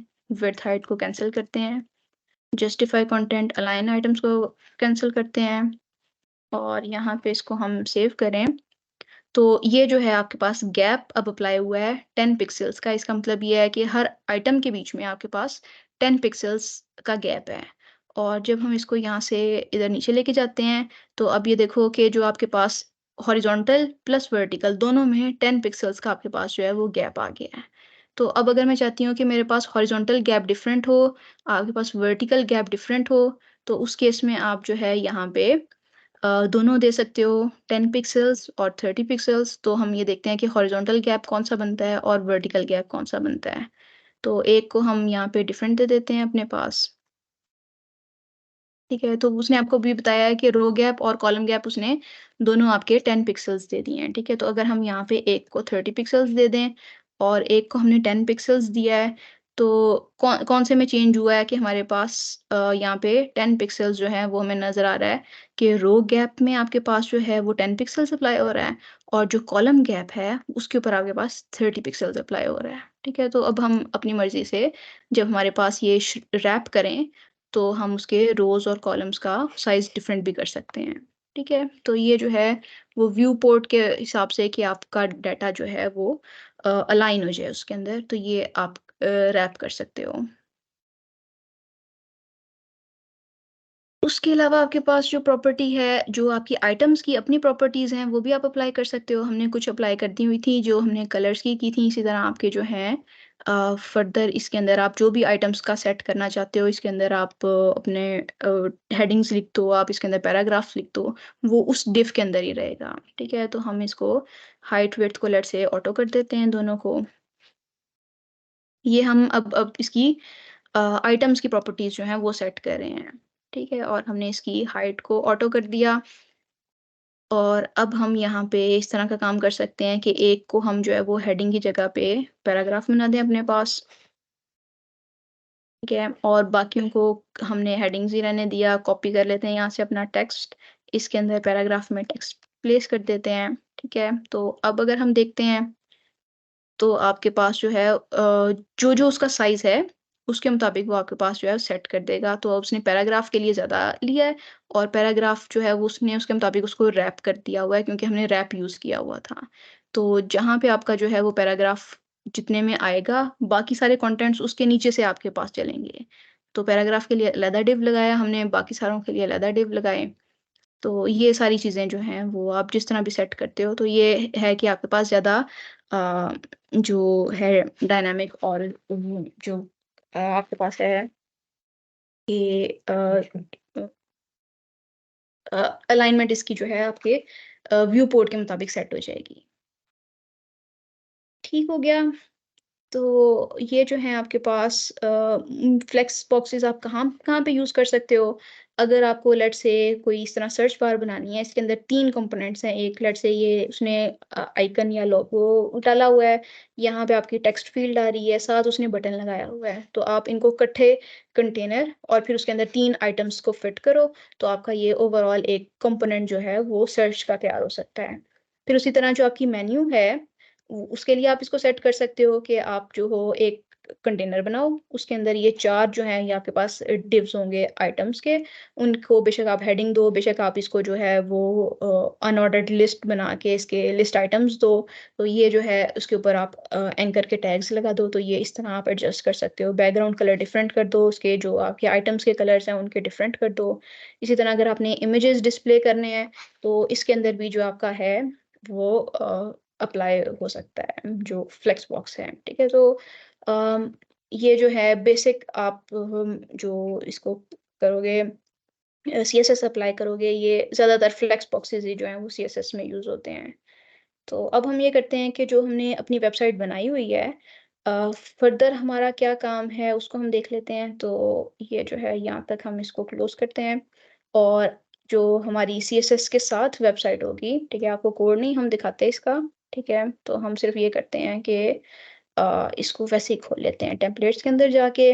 इसका जो आपका index.html का पेज है, अब मैंने लाइव सर्वर नहीं चलाया, अब मैंने क्या किया है, सिंपली index.html के पेज को खोल लिया है। ठीक है, तो अब क्या हुआ है कि वही सारा कंपोनेंट है, HTML के सारे वही कंपोनेंट्स लगे हुए हैं, लेकिन अब मैंने क्या किया है, अब मैंने उसके ऊपर CSS अप्लाई किया है। अब यहाँ पे आप देखो बैकग्राउंड कलर मैंने सेट किया है, ठीक है, इसका टेक्स्ट का कलर सेट किया है। उसके अलावा मैंने इनको जो है वो फर्दर इधर अपने पास अलाइन किया है। ठीक है, अब आप ये चीज़ें खुद ही एक्सप्लोर करोगे, कहाँ पे आपको डिस्प्ले फ्लेक्स करना है, कहाँ पे आपको जो है वो इसको सेट करना है। तो ये चीज़ों को आप जितना एक्सप्लोर करोगे उतना जो है वो आप उसको बेहतर बना सकते हो। ठीक है, अब ये देखो कि मेरा इसके ऊपर हवर का इफेक्ट भी लगा हुआ है, कि जैसे ही मेरा इसके ऊपर माउस जाता है तो इसका बैकग्राउंड शेडो जो है, शेडो बॉक्स लगाया हुआ है, तो वो उसका चेंज कर देता है। ठीक है, फिर उसके बाद में अगर यहाँ पे प्रोडक्ट्स पे क्लिक करती हूँ तो अब मेरा ये जो है टेबल वो सेंट्रली अलाइन हुआ है। पहले से हमेशा यहाँ से शुरू हो रहा था, लेकिन अब मेरा टेबल जो है वो यहाँ पे लगा हुआ है। और जो मैम मेरा मेरे टेबल जो में इशू आ रहा है, आपका टेबल क्या, टेबल में इशू आ रहा है। मेरे टेबल का ना कोई भी ये जो बॉर्डर वगैरह है ना, ये शो नहीं हो रहा, बॉर्डर्स के बगैर ही सारा टेबल आ रहा है। ठीक है, तो उसके लिए हमने देखा था कि आपका जो टेबल है उसके आगे बॉर्डर का प्रॉपर्टी है, उसमें आप 1 2 3 दोगे तो वो उसका बॉर्डर सेट कर देगा। नहीं, वो तो हो जाएगा, हम देखो उसको रिप्लाई कर दूंगा। लेकिन ठीक है, तो ये मसला ये है हाँ, कि उसके बगैर क्यों नहीं आ रहा, यानी सीएसएस के बगैर क्यों नहीं बॉर्डर आ रहा। सीएसएस के बगैर भी नहीं आ रहा। चलें फिर वो हम सेपरेटली देख लेते हैं। ठीक है, ग्रुप में चलो आप ठीक ये है, ठीक। भेज दो, उसको फिर हम चेक कर लेंगे। ठीक है, तो बाकी जो हमारा थर्ड है, अब ये देखो कि मैंने क्या किया है कि जो हमारा फॉर्म था उसको कितना मैंने अट्रैक्टिव बना लिया है, कि आप जो हो यहाँ पे एक अलग से आपने डिव लगाया, उसके अंदर आपने जो है वो फर्दर यूजर नेम्स और ये सारा कुछ सेट किया। तो अब डिव का जो है वो आप इसकी बाउंड्री चेंज कर सकते हो, बटन को जो है वो थोड़ा सा कर सकते हो कि बटन का बैकग्राउंड कलर चेंज करो, उसका टेक्स्ट का फॉन्ट चेंज करो। तो जितना भी आप अब अट्रैक्टिव बना सकते हो अपनी इस वेबसाइट को, उतना जो है वो आप उसको बनाओगे। ठीक है, तो ये अभी हमने ये जितना भी काम किया हुआ है सीएसएस के थ्रू, जो हमने आज चीज़ें कवर की हैं उन्हीं के थ्रू ये हमारे सारे पेजेस जो हैं वो अब चेंज हो जाएंगे। ठीक है, तो देखो कि जो फर्स्ट हमारी थी जिसके अंदर हमें कोई भी स्टाइलिंग सेट नहीं हुई हुई थी, अब हमने क्या किया है, कलर्स भी उसके ऊपर कर लिए हैं। तो हमारा जो घर है वो बेहतर तौर पे जो है वो खड़ा हो गया। उसके अंदर हमने जो है वो कलर्स भी कर लिए हैं, उसके अंदर हमने वॉल शीट्स भी लगा लिए हैं, उसके अंदर हमने डिफरेंट पेंट्स के साथ अलाइनमेंट के साथ काम कर लिया है। ठीक है, तो ये आपका कल तक का टास्क है। चीज़ें करोगे, बहुत ज़्यादा जो है वो सीएसएस मुश्किल होगा अप्लाई करना। तो आप लोगों के जितने मसले हैं उनका सारों का हल हम इंशाल्लाह कल की क्लास में देखेंगे।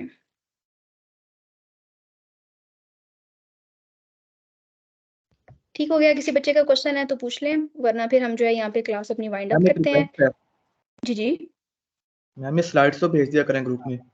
स्लाइड्स जो आपके पास लिंक हमने दिया है ना उस्तादम का, उसके ऊपर आपकी स्लाइड सारी गिवन है। ठीक है, तो जो आप मैम उस्तादम के लिंक को खोलो यहाँ पे, तो उसके बाद आप यहाँ पे चलो उसके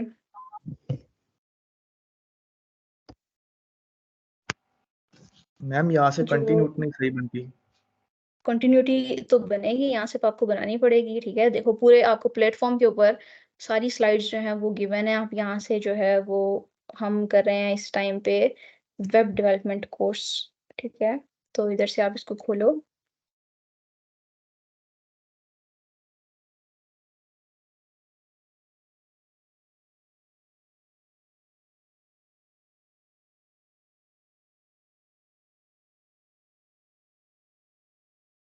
ठीक है, ये आपके सब्र का भी इम्तिहान है कि आपका जो है ना कितना बर्दाश्त है, वो भी हम जो है साथ साथ टेस्ट करते रहते हैं। मैम हमारे साथ भी ऐसे ही होता है ओपन करते वक्त। आपके साथ कैसे होता है? तो जी। अभी जो है वो थोड़ा सा ये टाइम टैब दो, open मैम अब देख लेते हैं डेली इसको जो 2 है ना आवर की क्लास होगी। डेली। हाँ, बस ये कि कंटिन्यूटी के साथ हम करें ना, वरना फिर ये है कि पिछले को फ्लो करना, इसलिए हम एक एक जो कंपोनेंट है वो कवर करें, जो जल्दी कवर हो जाए करेगा वो हमारा कम टाइम भी ले सकता है। पॉसिबली कल की जो क्लास है वो हमारी ज़रा छोटी होगी। अब ये देखें स्लाइड शेयर्ड है, ठीक है। आप सिर्फ नेक्स्ट नेक्स्ट करते हो तो आपको एनिमेशन के साथ स्लाइड्स नज़र आ रही हैं, ठीक है। वरना अगर हम आपके साथ स्लाइड शेयर करेंगे तो एनिमेशंस भी नहीं होंगी, ठीक है। और बाकी इससे भी ज़्यादा आपकी जो कंटिन्यूटी है वो ये देखो कि आपके साथ हमने एक एक करके सारी स्लाइड शेयर की हुई हैं, ठीक है। अगली स्लाइड आ गई, उससे भी ज़्यादा अच्छा है, ठीक है। तो ये जो है आपके पास ये जो हमने टेक्स्ट शेयर किया हुआ है डॉक्यूमेंट्स, वो सारे भी आपको यहाँ पे शो हो रहे हैं, ठीक है। तो पढ़ना भी जो है वो ज़्यादा आसान है। बाकी थोड़ा सा नेट इशू है जिसकी वजह से जो है वो इंटरनेट स्लो हुआ है, वरना ये है कि वेबसाइट जो है वो आपकी जल्दी खुल जाएगी, ठीक है। बाकी आज का भी हम इसी तरह यहाँ पे मॉड्यूल 2 के अंदर सारे कंटेंट्स आज अपलोड करके आपके साथ दोबारा लिंक शेयर कर देते हैं, वरना आप यहीं पे आओ लिंक पे, तो ये सारा कंपोनेंट्स आपके साथ और जो रीडिंग मटेरियल्स हैं वो भी साथ शेयर कर देंगे, ठीक है। तो ये कुछ चीज़ें हमने कल कवर नहीं की थी HTML टैग्स के अंदर, आई फ्रेम्स को, उसके अलावा हमने जो थे वो इमेजेस के टैग्स को, वो आपके साथ शेयर्ड है, ठीक है। तो यहाँ से आप इसको एक्सप्लोर करो। इसके अंदर जो है वो हमने जो आपके पास इमेज के टैग हैं, मीडिया टैग्स, वो भी लगाए हुए हैं, तो आप वीडियो और ऑडियो वगैरह भी सेट कर सकते हो।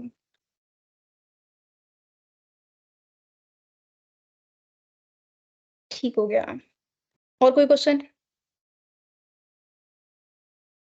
मैम आपने जो कल कहा था कि जैसे हमने फेसबुक का लोगो लगाना है, इंस्टा का लोगो लगाना है, मतलब आपने कहा था कि लोगो क्लिक करके वेबसाइट भी ओपन हो जाए, तो बिल्कुल मैम ऐसे ही उसके है। लिए मैंने यूं किया था कि भी एक एंकर टैग यूज किया था, और एंकर टैग के अंदर जो है उसका लिंक दे दिया था फेसबुक का, और उसके अंदर बिल्कुल ही ठीक है, इमेज टैग डाल दिया था फेसबुक का। ठीक है। मैम ये तरीका ठीक है, लेकिन मैम इससे ना मेरा फेसबुक ओपन नहीं हो रहा, वो कहता है कि फेसबुक की फाइल नॉट फाउंड, ये वाला एरर आ रहा है मेरा। ठीक है, तो वो आपका जो है उसका इमेज नहीं सेट हुआ होगा। हम यहाँ पे जो है जो मैंने किया हुआ है हम उसका खोल लेते हैं, जो आपकी प्रोजेक्ट है जिसके अंदर हमने CSS के बगैर अप्लाई किया हुआ है, ठीक है। तो ये वाला प्रोजेक्ट है जो हमारा सिंपल HTML का है, ठीक है। यहाँ पे हम इसको CMD पे जाके अपना कोड डॉट में विजुअल स्टूडियो कोड में खोल लेते हैं इसको। तो आपको बता देते हैं कि जो हमने सोल्यूशन किया है उसके अंदर फुटर का जो आपके पास टैग है, इसको हम यहाँ पे इसके अंदर चेक कर लेते हैं, फुटर के टैग को खोलते हैं। तो मैंने यहाँ पे क्या किया हुआ है कि आपके पास अ, पहले हमने एंकर टैग लगाया, एंकर टैग के अंदर हमने उसको बता दिया है कि आपके पास जो है वो वेबसाइट का रेफरेंस खुलना चाहिए। फिर उसके बाद हमने जो है वो इमेज टैग लगाया है, और इमेज टैग जो है एंकर टैग के अंदर लगा हुआ है, ठीक है। तो इसका मतलब ये है कि आप जब इमेज के ऊपर क्लिक करोगे तो साथ ही आपके पास जो है वो उसको वेबसाइट फेसबुक के ऊपर ले जाएगा। और जो आपके पास यहाँ पे इमेज टैग है, ये हमने इस सोर्स जो इमेज का लिया हुआ है वो मेरे पास यहाँ पे पीछे स्टैटिक के अंदर इमेजेस के अंदर ये वाली फाइल पड़ी हुई है फेसबुक लोगो की, ठीक है। तो ये मेरा फेसबुक का लोगो जो है यहाँ से उठ के आता है इसके अंदर, और यहाँ से मेरा ये उसकी हाइट और वेट सेट होती है, उसके ऊपर मैंने एंकर टैग लगाया हुआ है, ठीक है। तो अब अगर हम इसको रन भी करके देखें तो आपके मैम पास ये जो है डबल डॉट का क्या मतलब है, सोर्स में जो लगाया? सोर्स के अंदर हमने लगाया यहाँ पे टारगेट को, ठीक है। डबल डॉट का, अच्छा डबल डॉट का पूछ रहे हो, तो डबल डॉट का मतलब ये है कि जो हमारे पास ओवरऑल, ये हमने कल वैसे डिस्कस किया था कि अभी हम जो है टेम्पलेट्स के अंदर लॉगिन के ऊपर हैं, ठीक है। तो यहाँ से हम ज़्यादा इसको बेटर देख लेते हैं। ये अब आपकी ये जो फोल्डर्स हैं इसके अंदर हम टेम्पलेट्स के अंदर ये वाली फाइल हमने अभी खोली हुई है। तो हम कहते हैं कि पहले आप इस फ़ोल्डर से बाहर निकलो। इस फ़ोल्डर से बाहर निकले तो आपके पास इस फ़ोल्डर के अंदर आ गया। डबल डॉट का मतलब ये है कि उस फ़ोल्डर से बाहर निकले। फिर स्लैश स्टैटिक का मतलब है कि हम स्टैटिक के फ़ोल्डर के अंदर गए। फिर स्लैश इमेजेस का मतलब है कि हम इमेजेस के फ़ोल्डर के अंदर गए। और फिर वहाँ पे हमने उसको बताया स्लैश फेसबुक लोगो डॉट png कि ये आपकी फेसबुक की फाइल, वो इमेज फाइल पड़ी हुई है। ठीक है, तो ये हम रिलेटिव पाथ देने के लिए जो है वो ये वाला काम करते हैं कि आपके पास जो है वो प्रोजेक्ट कॉपी करके जिस मर्जी सिस्टम में खोलो आप, तो रिलेटिव पाथ के साथ जो है वो आपके पास खुलेगा कि मैम ये ना लगाएं तो चलेगा? ये किसके ऊपर? डबल डॉट अगर ना लगाएं तो ओपन हो डबल जाएगी डॉट इमेज ना लगाएं तो यहाँ पे करके इसका देखो। मतलब ये है कि हम जिस फोल्डर के अंदर हैं उससे आप फर्दर जो है वो स्टैटिक के फोल्डर के अंदर आओ। ठीक है, तो अगर हम इसको जो है वो चला के देखें, और ये था आपके पास इधर टेम्पलेट्स के अंदर लॉगिन का पेज। ठीक है, तो यहाँ पे आपके पास इस टाइम पे उसको वो इमेज नहीं मिला फेसबुक का। क्यों?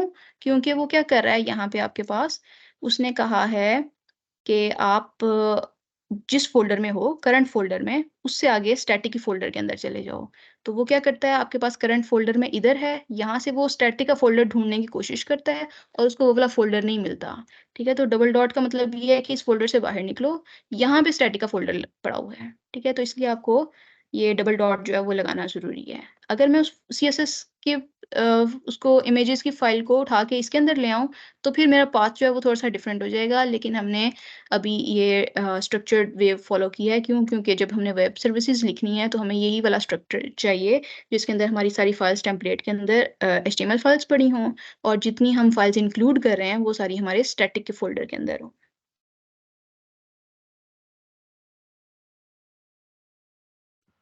ठीक है मैम। सही हो यस मैम, गया? क्लियर हो गया। ठीक हो गया। चलें, फिर आप लोगों का जो है वो आज का टास्क है, जितने बच्चों को भूल गया हुआ था कल, उनको नहीं पता चला, ठीक है, तो टास्क गिवन है, वो जो है आप लोगों ने उसके ऊपर सीएसएस के साथ अब डिज़ाइनिंग करनी है। मैम टास्क ठीक है किधर बच्चों, गिवन फिर है? टास्क कहाँ गिवन है? अभी ये सारा गिवन ही है, टास्क अभी चला के दिखाया पूरा आपको। तो आपका पहले से वो जो भी बनाई है आपने प्रोजेक्ट, उसके ऊपर सीएसएस आपने अप्लाई करना है। चलें ठीक है। सही हो गया।